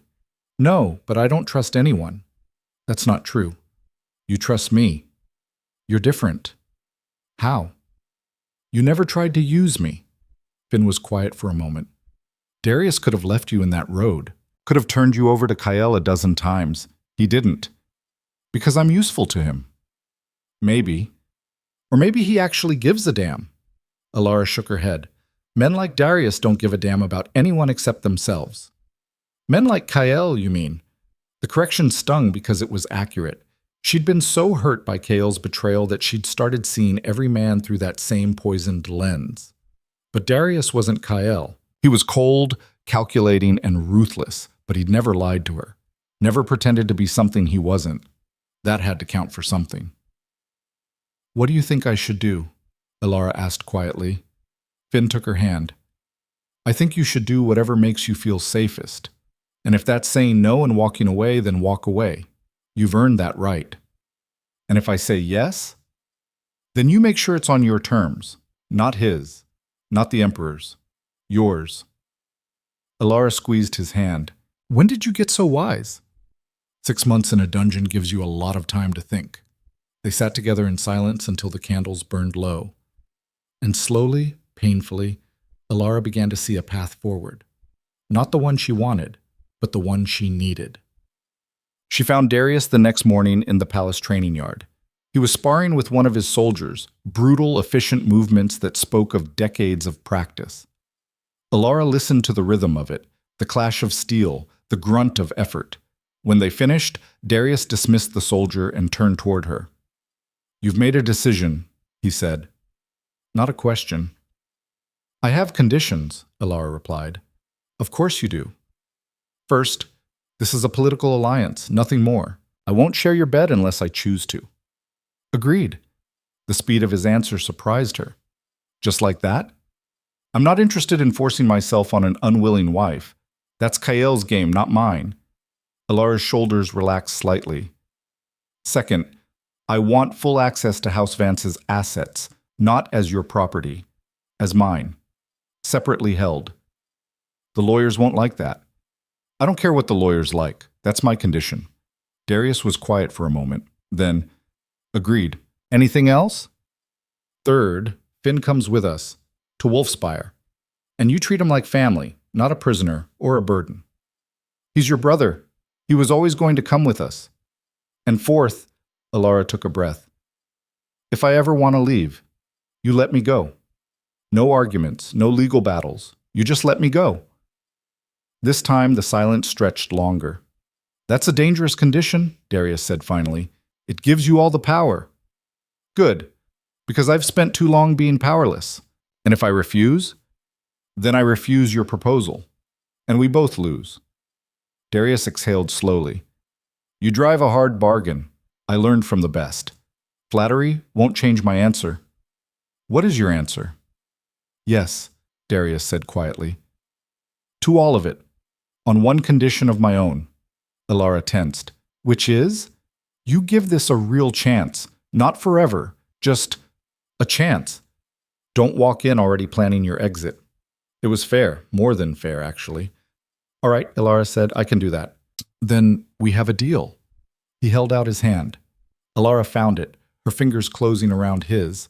The handshake felt like a contract written in something more permanent than ink. I'll inform the Emperor, Darius said. Wait. Alara's grip tightened. There's something else. Something I need to know. What? Why did you propose this, really? Not the political reasons. The real reason. Darius was silent for so long, Alara thought he wouldn't answer. Then, because you're the first person in a decade who's looked at me and seen something other than a weapon or a crown, and I'm selfish enough to want to keep that. It wasn't a declaration of love, but it was honest, and honesty, Alara was learning, was rarer than love. Okay, she said quietly. Let's do this. The wedding took place 3 days later. It was a small ceremony, nothing like the grand spectacle Alara's first wedding had been.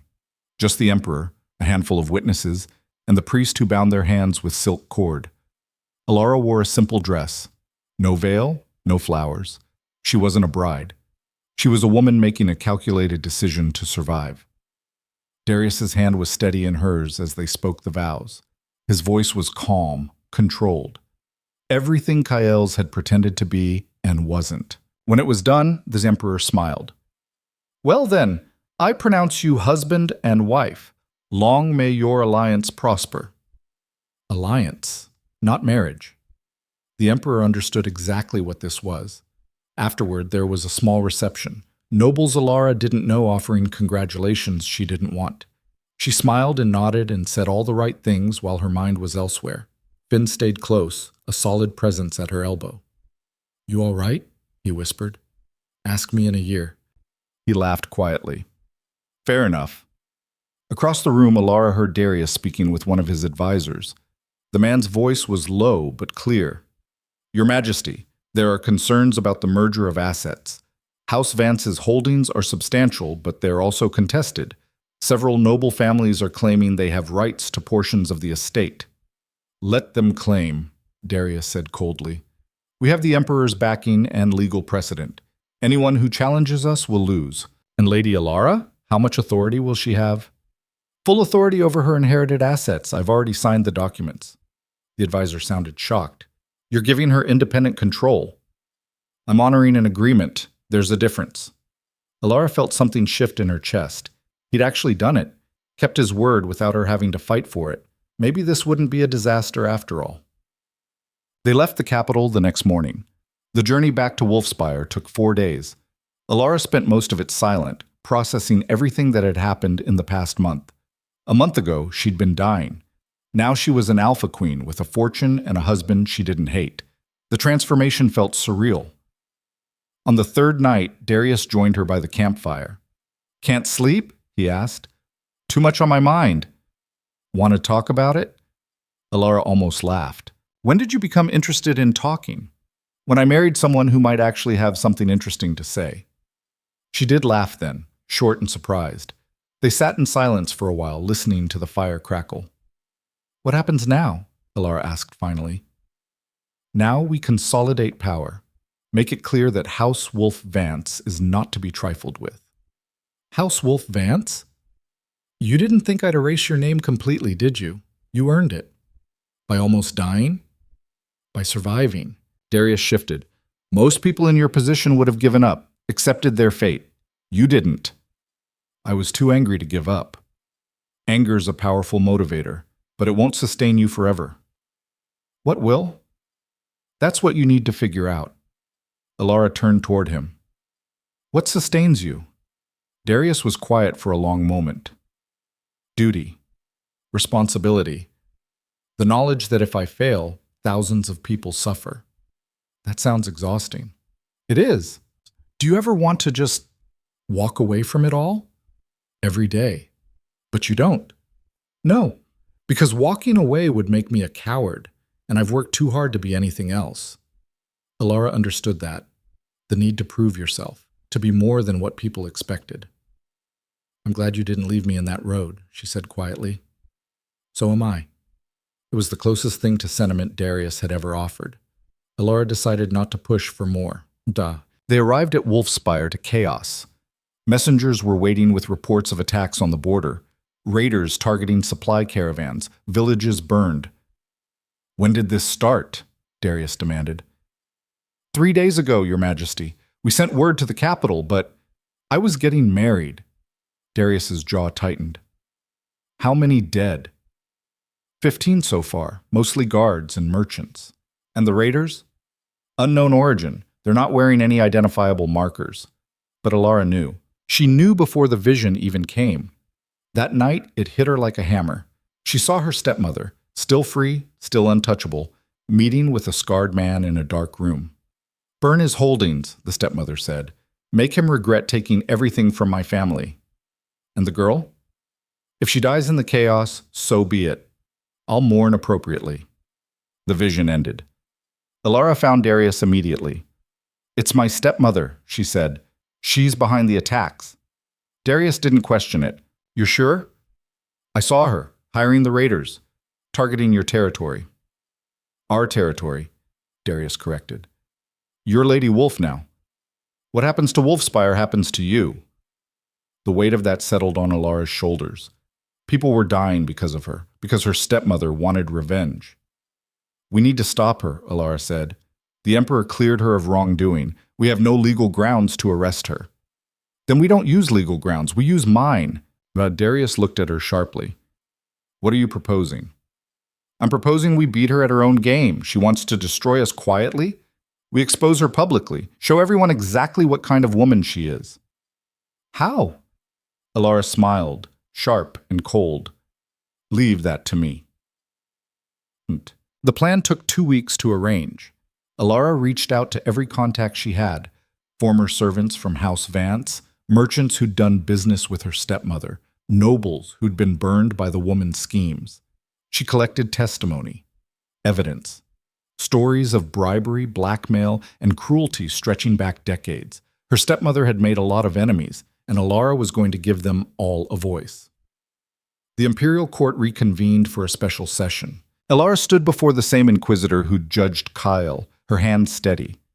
"Your Eminence, I'm here to present new evidence regarding my stepmother, Lady Helena Vance, evidence of crimes that extend far beyond her daughter's conspiracy." The inquisitor's expression didn't change. "Proceed." Alara called her witnesses one by one. A merchant who testified that Helena had blackmailed him into selling underpriced goods to House Vance for years. A former servant who had been beaten for refusing to lie under oath.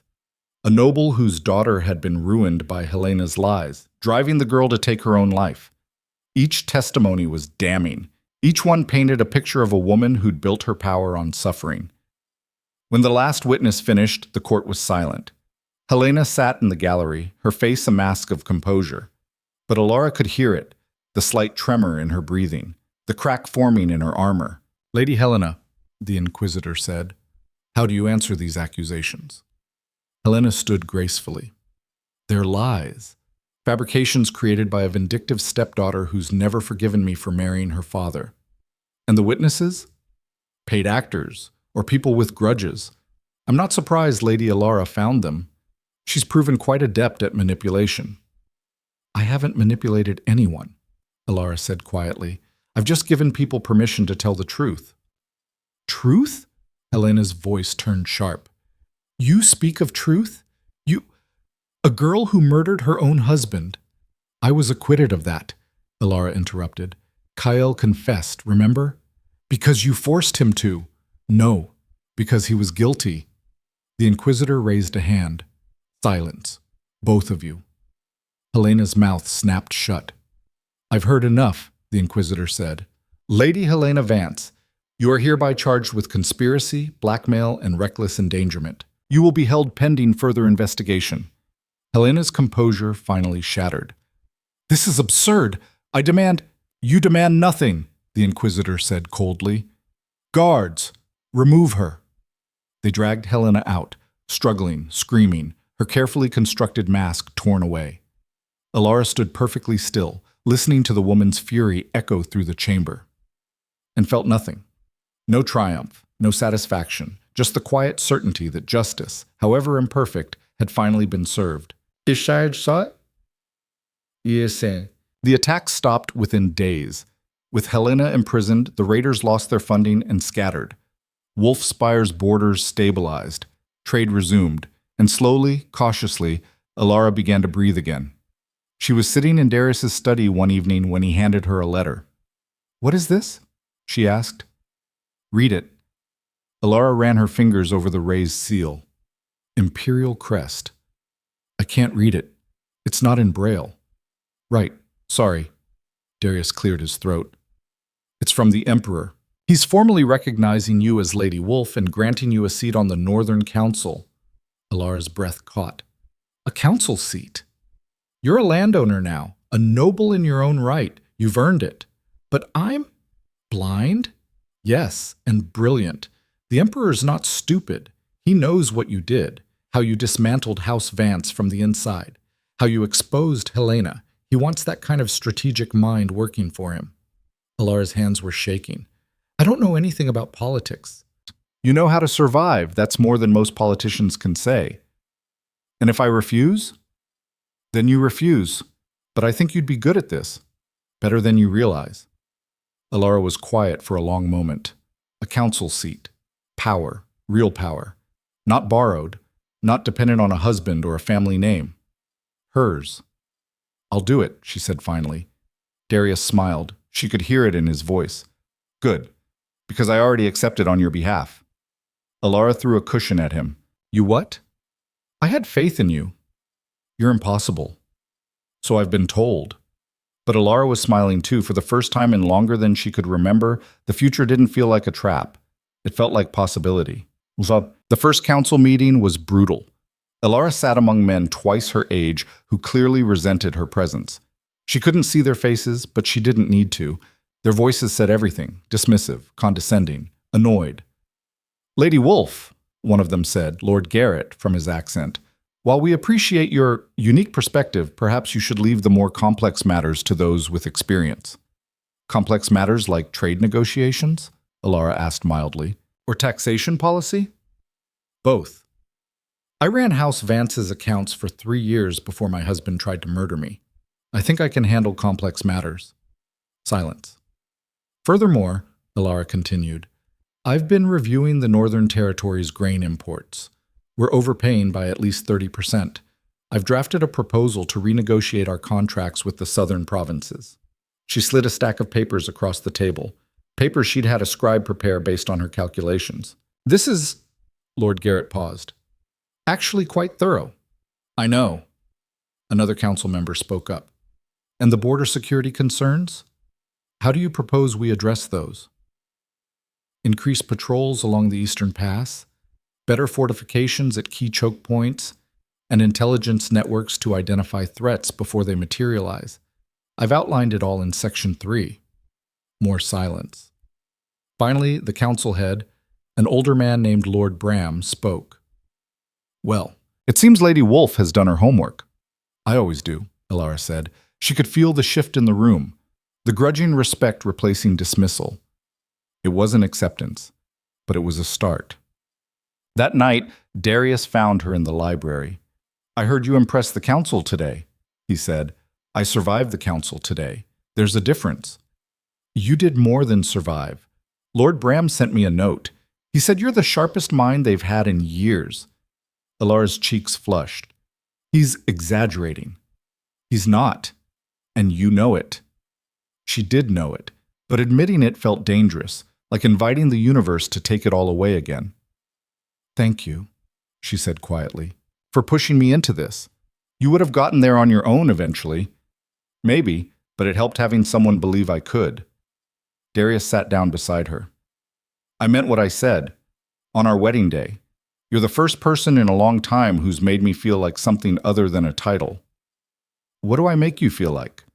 A person. A flawed, complicated person. Instead of the alpha king who has to be perfect all the time. Alara understood that better than he knew. Can I ask you something? She said. Anything. The vision I had of you dying, it hasn't happened. No. Why do you think that is? Darius was quiet. Maybe because we changed something, made different choices. Or maybe it hasn't happened yet. Or maybe your visions show possibilities, not certainties, ways things could go if we're not careful. Alara wanted to believe that, wanted to believe she had more control than she'd thought. I'm scared, she admitted, that I'll lose this, that it'll all fall apart again.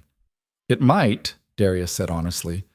Life doesn't come with guarantees, but we'll face it together. That's the deal we made. You make it sound simple.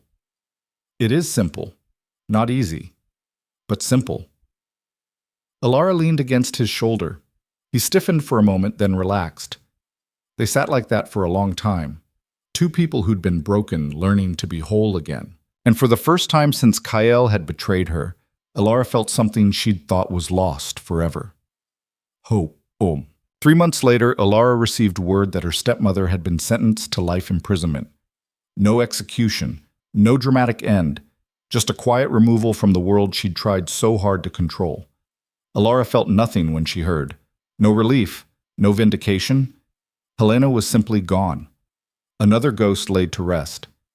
That same week, Finn was officially recognized as lord of a small estate Darius had purchased for him.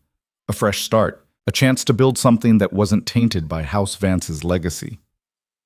I don't deserve this, Finn said when Alara told him. Yes, you do. You survived hell and came out still kind.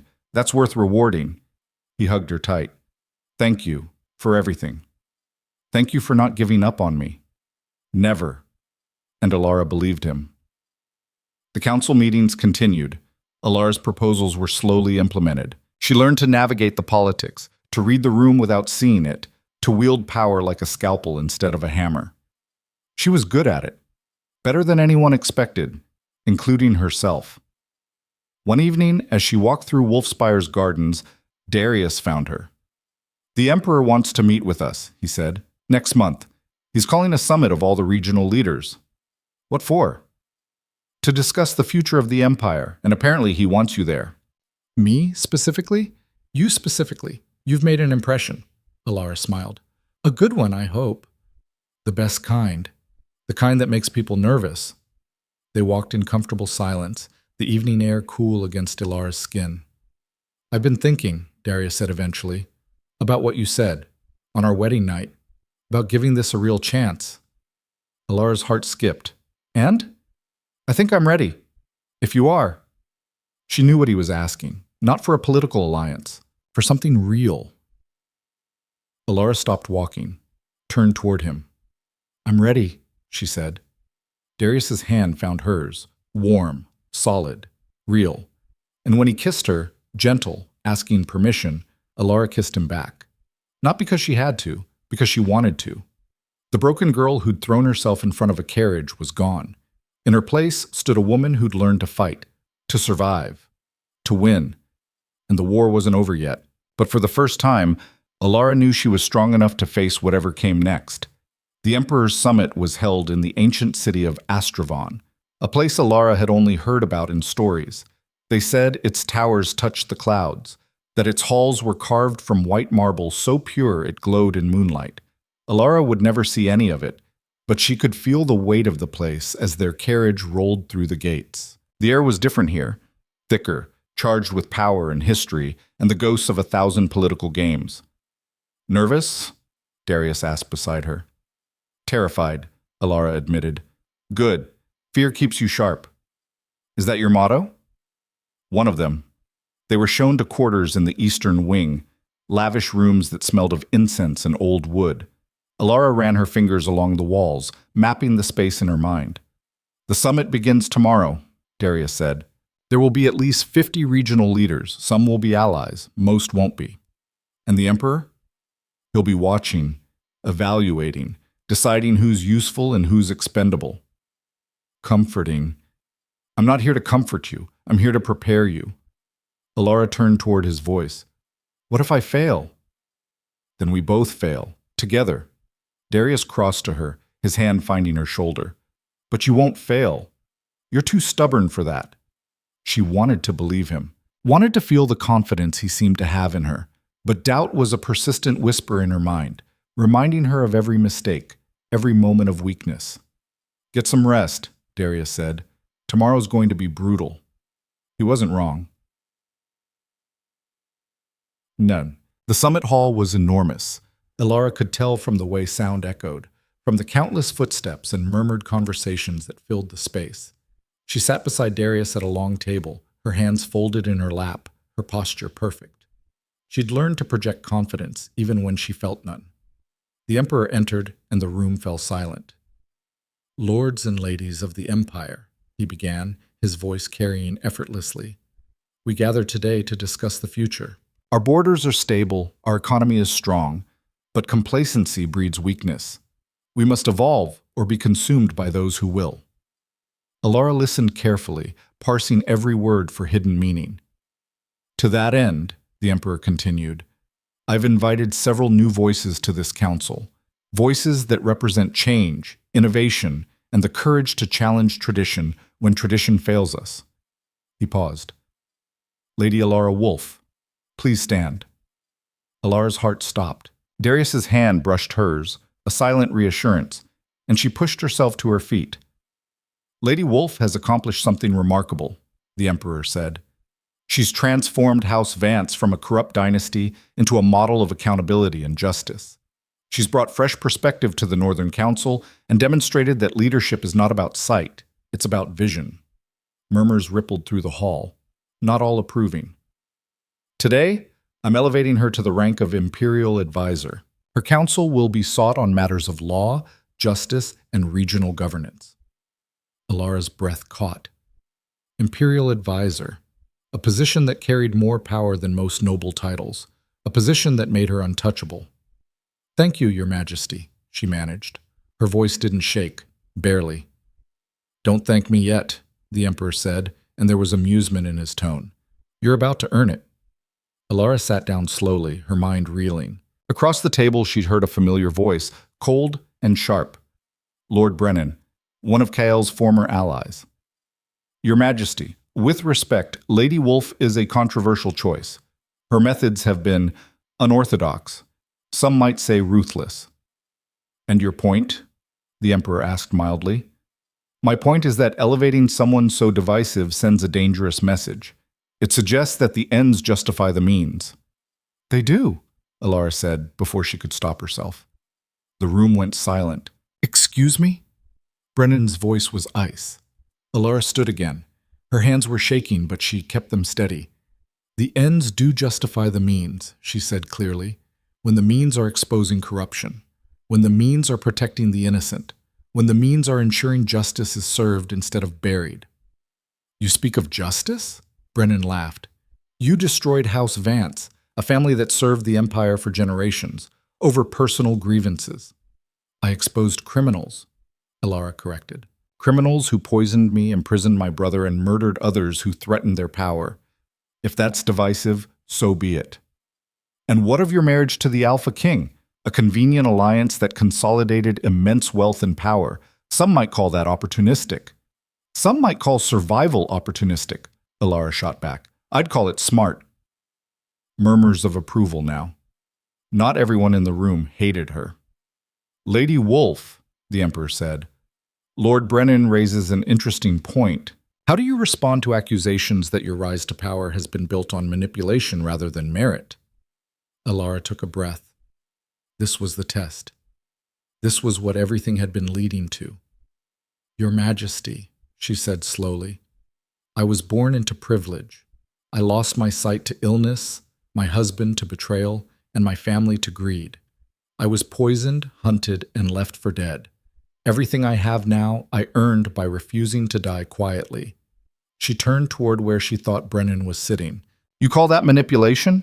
I call it refusing to let powerful men write my ending for me. And if that offends you, Lord Brennan, I'd suggest examining why a blind woman's success threatens you so much. The silence that followed was absolute. Then someone started clapping. Slowly, others joined. Not everyone, but enough. Well said, Lady Wolf, the Emperor said. You may sit. Alara sank back into her chair, her heart pounding so hard she thought everyone could hear it. Darius's hand found hers under the table. He squeezed once. Approval. She'd passed. The rest of the summit was a blur of discussions and debates.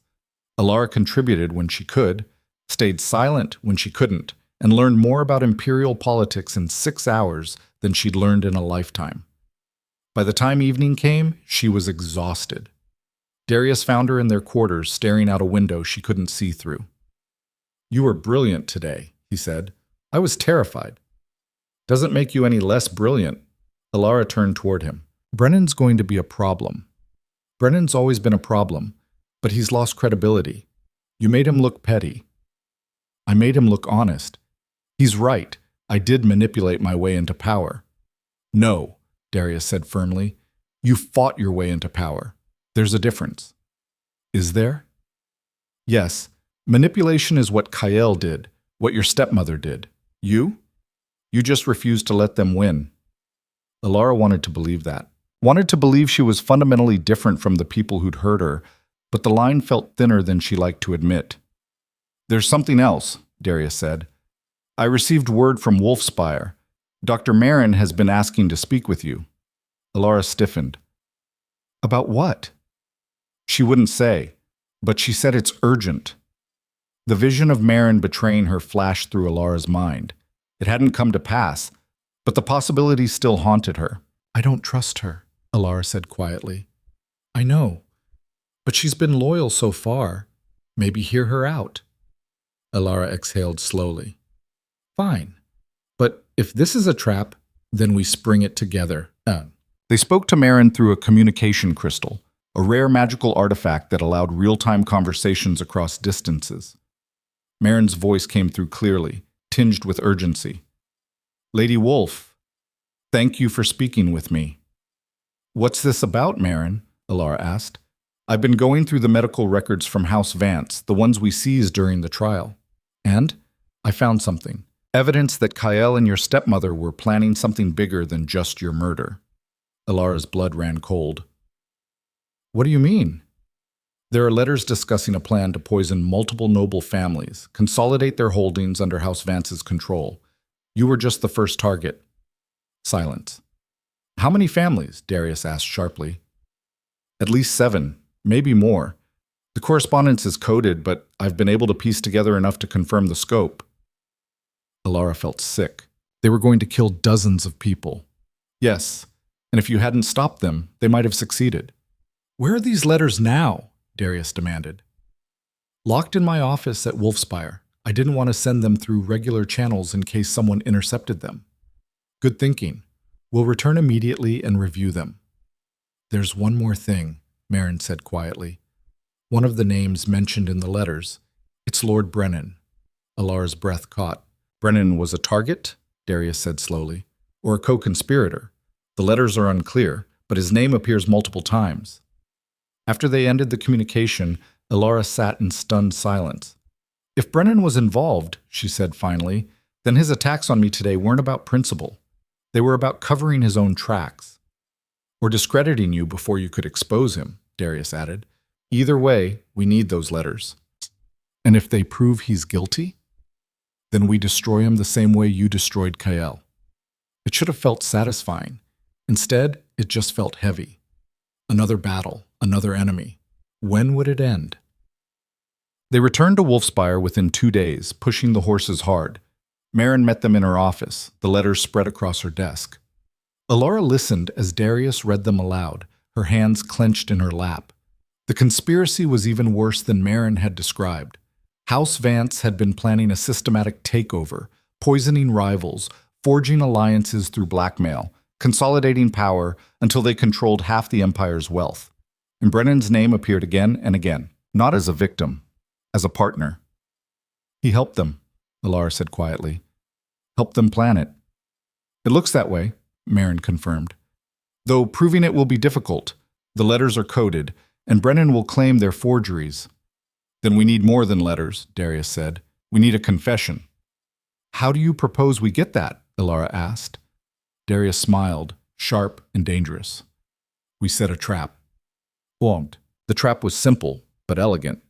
They sent word to Brennan that they discovered evidence implicating him in House Vance's conspiracy, that they were planning to present it to the Emperor unless he came to Wolfspire to explain himself.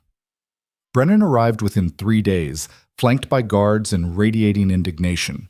This is an outrage, he declared. I demand to see this so-called evidence. Of course, Darius said smoothly. Right this way. They led him to a private study. Alara sat in the corner, silent and still. Darius laid the letters on the desk. Brennan read them, his face going progressively paler. These are forgeries, he said finally. Are they? Darius asked mildly. Obviously. Anyone could have written them and added my name. Even the ones in your handwriting? Brennan's eyes snapped to Darius. What? We had a handwriting expert examine them. 3 of the letters match samples of your writing we obtained from court records. Oh, it was a bluff. They hadn't had time for that level of analysis. But Brennan didn't know that. I was coerced, he stammered. Kael threatened my family. I had no choice. So you admit you were involved? Alara said quietly from the corner. Brennan spun toward her. You set me up. No, I gave you a chance to confess. You took it. Brennan's face twisted with rage. You think you've won? You're nothing but a blind girl playing at power. The moment Darius tires of you, you'll be discarded like the worthless... Darius's fist connected with Brennan's jaw before he could finish. The Lord crumpled, blood streaming from his split lip. Speak to my wife that way again, Darius said coldly, and I'll do worse than break your jaw. Guards entered and hauled Brennan to his feet. You'll be held pending investigation, Darius said. And trust me, the Emperor will hear everything. As they dragged Brennan away, Alara stood slowly. Did we just commit treason? She asked. Technically, maybe. But Brennan confessed. That makes it legal. You're a very flexible interpreter of the law. I learned from the best. Alara smiled despite herself. And yet, the Emperor received their report personally. He read the letters, listened to the recorded confession, another use of the communication crystal, and then sat back in his throne. Lord Brennan will be stripped of his titles and imprisoned, he said finally. His lands will be redistributed. His family will be investigated. Thank you, Your Majesty, Alara said.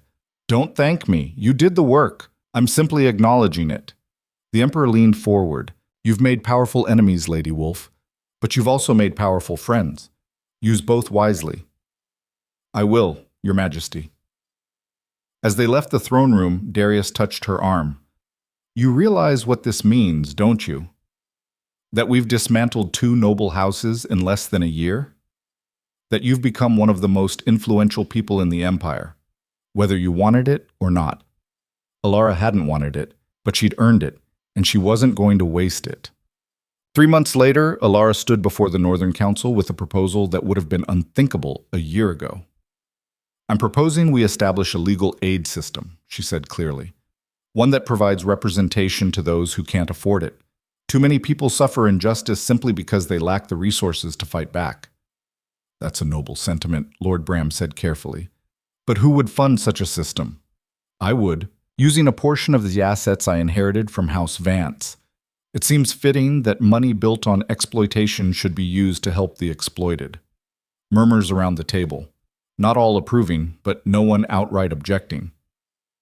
And who would administer this program? Another council member asked. I would. With oversight from the council, of course.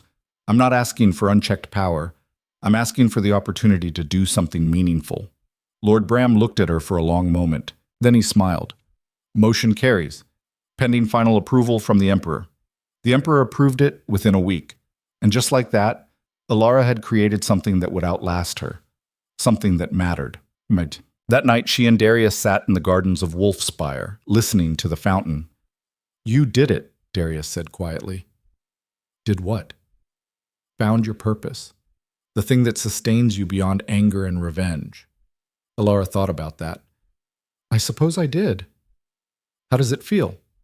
Terrifying. What if I fail? What if the system doesn't work, or people abuse it, or...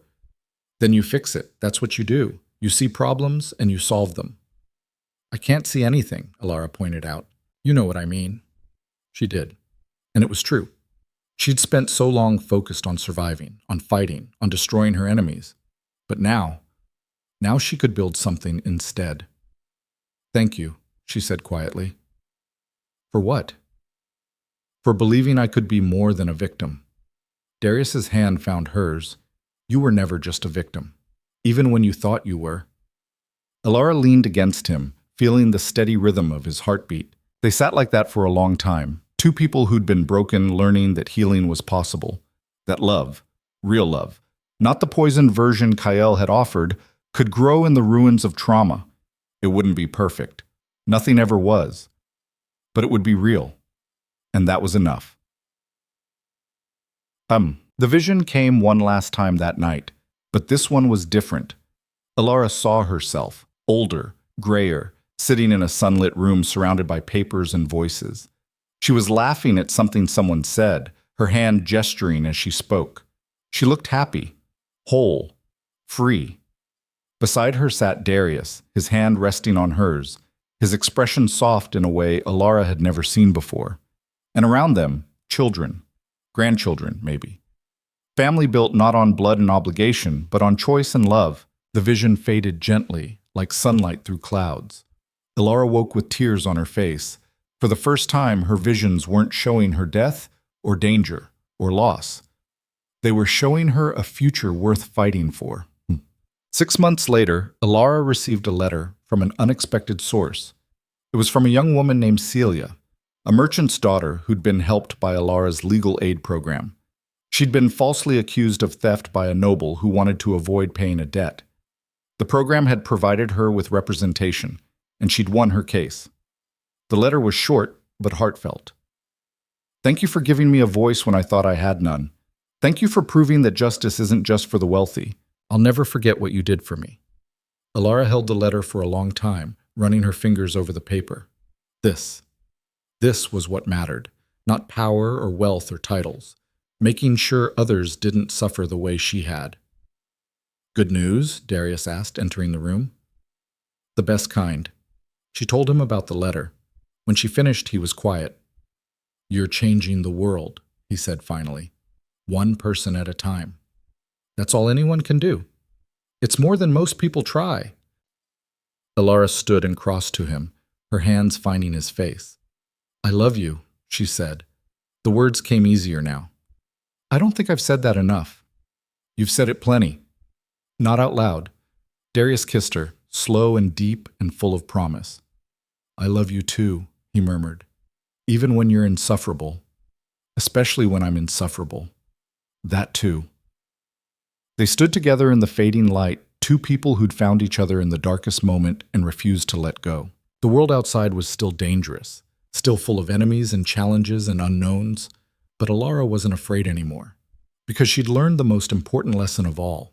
She didn't need sight to see clearly. She didn't need perfection to be strong, and she didn't need anyone's permission to be powerful. She was Alara Wolf, survivor, strategist, queen, and she was just getting started. 5 years later, Finn visited Wolfspire with his new wife, a kind woman named Sarah, who made him laugh in a way Alara hadn't heard since they were children. They sat together in the garden, surrounded by the sound of fountains and birdsong. Remember when you threw yourself in front of that carriage? Finn said. I thought you'd lost your mind. I had, Alara admitted. But I found it again. You did more than that. You built an empire. I helped fix a broken system. There's a difference. Not to the hundreds of people you've helped. Alara smiled. How's your estate? Thriving. We just opened a school for children from the lower districts. Sarah's idea. She's a good influence on you. She keeps me honest. They sat in comfortable silence for a while. Are you happy? Finn asked finally. Alara thought about it. Really thought about it. Was she happy? Not in the simple, uncomplicated way she'd once imagined happiness could be, but in a deeper, harder-won way. The kind of happiness that came from surviving hell and building something beautiful in its aftermath. Yes, she said. I am. Good. You deserve it. So do you. Later that night, as Alara prepared for bed, another vision came. This one showed her standing in the imperial court one final time. The emperor was older, frailer, but still sharp-eyed. Lady Wolf, he said, I'm naming you Chief Justice of the Empire. Will you accept? In the vision, Alara smiled. Yes, Your Majesty, I will. The vision ended. Alara didn't know if it would come true, didn't know if it was prophecy or possibility, but she knew one thing. Whatever came next, she'd face it. Not as a victim, not as someone defined by what had been done to her, but as someone who'd learned to turn pain into power, trauma into triumph, and darkness into light. The blind queen who'd clawed her way from death to destiny. And the story, her story, was far from over. It was just beginning. The years that followed brought changes Alara could never have imagined. The legal aid program expanded beyond the northern territories, reaching into the southern provinces and even the coastal cities. What had started as one woman's attempt to right wrongs became a movement that shifted the entire empire's approach to justice, but success bred new enemies. One morning, Alara received a visitor she hadn't expected, Lady Cassandra Thorne, a noble woman from the eastern provinces known for her sharp tongue and sharper mind. Lady Wolf, Cassandra said as she entered Alara's study. Her voice was cultured, precise. I've heard so much about you. None of it good, I imagine, Alara replied. Cassandra laughed. On the contrary, I find your work fascinating. Threatening to the established order, certainly, but fascinating. Is this a social call or an interrogation? A proposition, actually. Cassandra settled into a chair. I represent a coalition of noble women who've been watching your rise with great interest. We'd like to discuss an alliance. Alara's hand stilled on the documents she'd been reviewing. What kind of alliance? The kind that protects women's interests in a world run by men who think we're decorative at best and disposable at worst. It was bold, dangerously bold, and exactly the kind of thing that could get them all killed if they weren't careful. Tell me more, Alara said. Over the next hour, Cassandra outlined a network of noble women across the empire, each controlling significant wealth or political influence. each tired of being sidelined by husbands, fathers, and brothers who treated them as property. "We need a leader," Cassandra said. "Someone who's already proven she can take on the patriarchy and win. Someone the Emperor respects." "You want me to lead a rebellion?" "I want you to lead a reformation. There's a difference." Alara considered it carefully. The risks were enormous, but so was the potential. "I'll need to discuss this with Darius," she said finally. "Of course, but decide quickly. Change doesn't wait for anyone." After Cassandra left, Alara sat in silence for a long time. This was bigger than her legal aid program, bigger than House Vance or House Wolf. This could reshape the entire empire, or destroy her completely. She found Darius in the training yard, sparring with his guards as he always did when he needed to think. "We need to talk," she said. He dismissed his men immediately and followed her inside. Alara told him everything Cassandra had proposed. When she finished, Darius was quiet for a long moment. "This could start a war," he said finally. "I know. The conservative nobles will see it as a direct threat to their power, which it is. I know that too. And you're considering it anyway?" Alara turned toward him. "When I was dying in that house, being poisoned by the man who claimed to love me, do you know what I kept thinking?" "What?" "That I wasn't the first. That Kael had probably done this to other women before me, and that if I didn't survive, he'd do it to someone else after." "Alara, I'm not the only woman who's been betrayed, abused, or discarded by powerful men. I'm just the one who had the resources and the rage to fight back. But what about all the others? The ones who don't have visions or alpha kings to save them?" Darius exhaled slowly. "You want to save them all. I want to give them the tools to save themselves. That's not the same thing." "It's better. Because salvation you're given can be taken away. But power you claim for yourself, that's yours forever." Darius studied her for a long moment. Then he smiled, proud and a little awed. "You're going to do this no matter what I say, aren't you?" "Probably, but I'd rather do it with your support than without it." "Then you have it. All of it." He pulled her close. "But we do this smart. We build alliances carefully, we document everything, and we make sure that when we move decisively." "Agreed." "And Alara?" "Yes?" "This is going to make you the most powerful woman in the Empire. You know that, right?" Alara hadn't thought of it that way. But Darius was right. If this succeeded, she wouldn't just be Lady Wolf anymore. She'd be something entirely new, something the Empire had never seen before. "I can live with that," she said quietly. "Good, because I don't think you have a choice." "Yeah." The coalition met in secret over the following months. 12 noblewomen, each controlling different territories and resources, each bringing unique strengths to the alliance. They called themselves the Silver Court, a deliberate contrast to the Emperor's Golden Court. Alara became their unofficial leader, though she insisted on calling herself their coordinator instead. "Leadership implies I'm above you," she explained at their first formal meeting. "I'm not. We're equals working toward a common goal." "Spoken like a true politician," Lady Cassandra said dryly. "I'll take that as a compliment." They started small, advocating for property rights reform, pushing for laws that protected women's inheritance, lobbying for female representation in regional councils. Each victory was minor, but they added up, and people noticed. The Emperor noticed. He summoned Alara to the palace 6 months after the Silver Court's formation. She went alone despite Darius's protests. "Your Majesty," she said, kneeling. "Rise, Lady Wolf." The Emperor sounded amused. "I've been hearing interesting things about your activities." "I hope they're accurate, Your Majesty." "You formed a political coalition of noble women, the Silver Court, I believe you call it?" "Yes, Your Majesty." "And what exactly are your intentions with this coalition?" Alara chose her words carefully. "To ensure that half the Empire's population has a voice in how it's governed. A noble goal, some might call it seditious. Some might call equality seditious, Your Majesty. I call it overdue." The Emperor was quiet for a moment. Then he laughed, genuine and surprised. "You have steel in your spine, Lady Wolf. I've always appreciated that about you." "Thank you, Your Majesty." "I'm not stopping you, but I am watching. Make sure your reformation doesn't become a revolution. I have enough problems without a civil war. Understood, Your Majesty. As she left the palace, Alara felt the weight of what she'd just done. The emperor had given her tacit approval, which meant the Silver Court was no longer a secret rebellion. It was official policy. Done. 2 years later, the Silver Court had grown to 30 members. Their reforms had passed into law across most of the empire.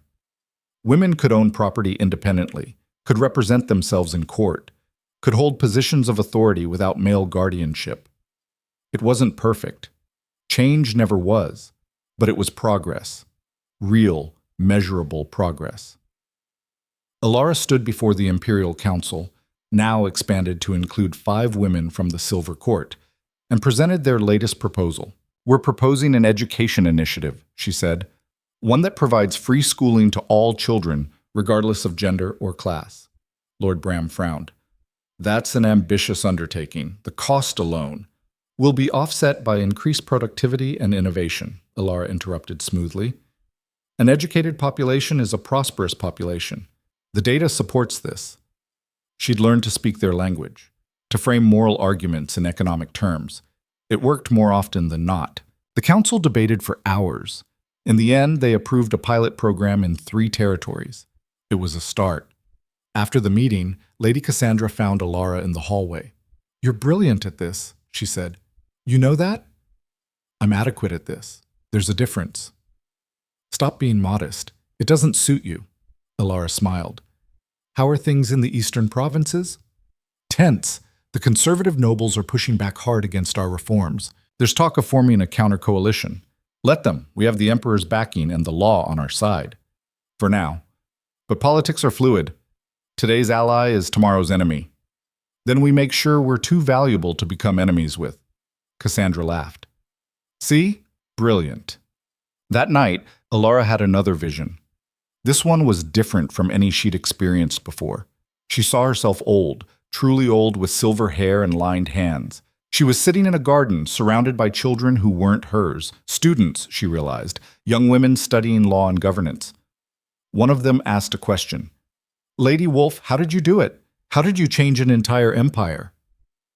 The older version of herself smiled. I didn't change it alone. I just refused to accept that change was impossible. And I found others who felt the same way. But you were blind. Didn't that make it harder? It made it different. But blindness taught me to see what others missed, the patterns beneath the surface, the connections between seemingly unrelated events. It was a gift, in its way. Do you regret anything? The older Alara was quiet for a moment. I regret the years I spent afraid. The time I wasted thinking I needed to be perfect before I could be powerful. But the rest? The fighting, the struggle, the constant battle to make things better? No, I don't regret any of that. The vision faded. Alara woke with tears on her face, but they weren't sad tears. They were grateful ones, because she'd seen her future, and it was everything she'd hoped for. Tet. The vision from the emperor's court came true 3 years later. Alara was 52 years old when the emperor summoned her to his private chambers. He was dying. Everyone knew it.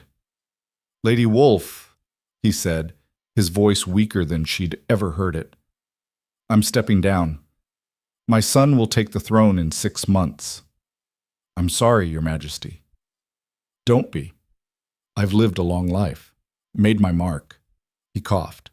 But before I go, I want to ensure my legacy includes the changes you've fought for. Your Majesty? I'm creating a new position, Chief Justice of the Empire, someone who oversees all legal matters, ensures the law is applied fairly, and has the authority to challenge even the Emperor if necessary. Alara's breath caught. I'm offering it to you, he said, if you'll accept. She'd seen this moment in her vision years ago, but living it was different, more real, more terrifying. Your Majesty, I'm honored, but I'm also blind, female, and controversial. The conservative nobles will never accept. The conservative nobles don't have a choice. I'm still emperor for 6 more months, and in that time I'm making damn sure this empire has someone who gives a damn about justice in charge of it. Alara's hands were shaking. This was everything. Everything she'd worked for, fought for, bled for. Yes, she said quietly. I accept. The emperor smiled. Good, because I wasn't taking no for an answer. The investiture ceremony was held in the grand hall before the entire court. Alara knelt before the emperor, frail now but still commanding, and felt the weight of the ceremonial chain settle around her shoulders. Rise, Chief Justice Alara Wolf, he said, and serve this empire with the same courage and integrity you've shown throughout your life. Alara stood. The room erupted in applause.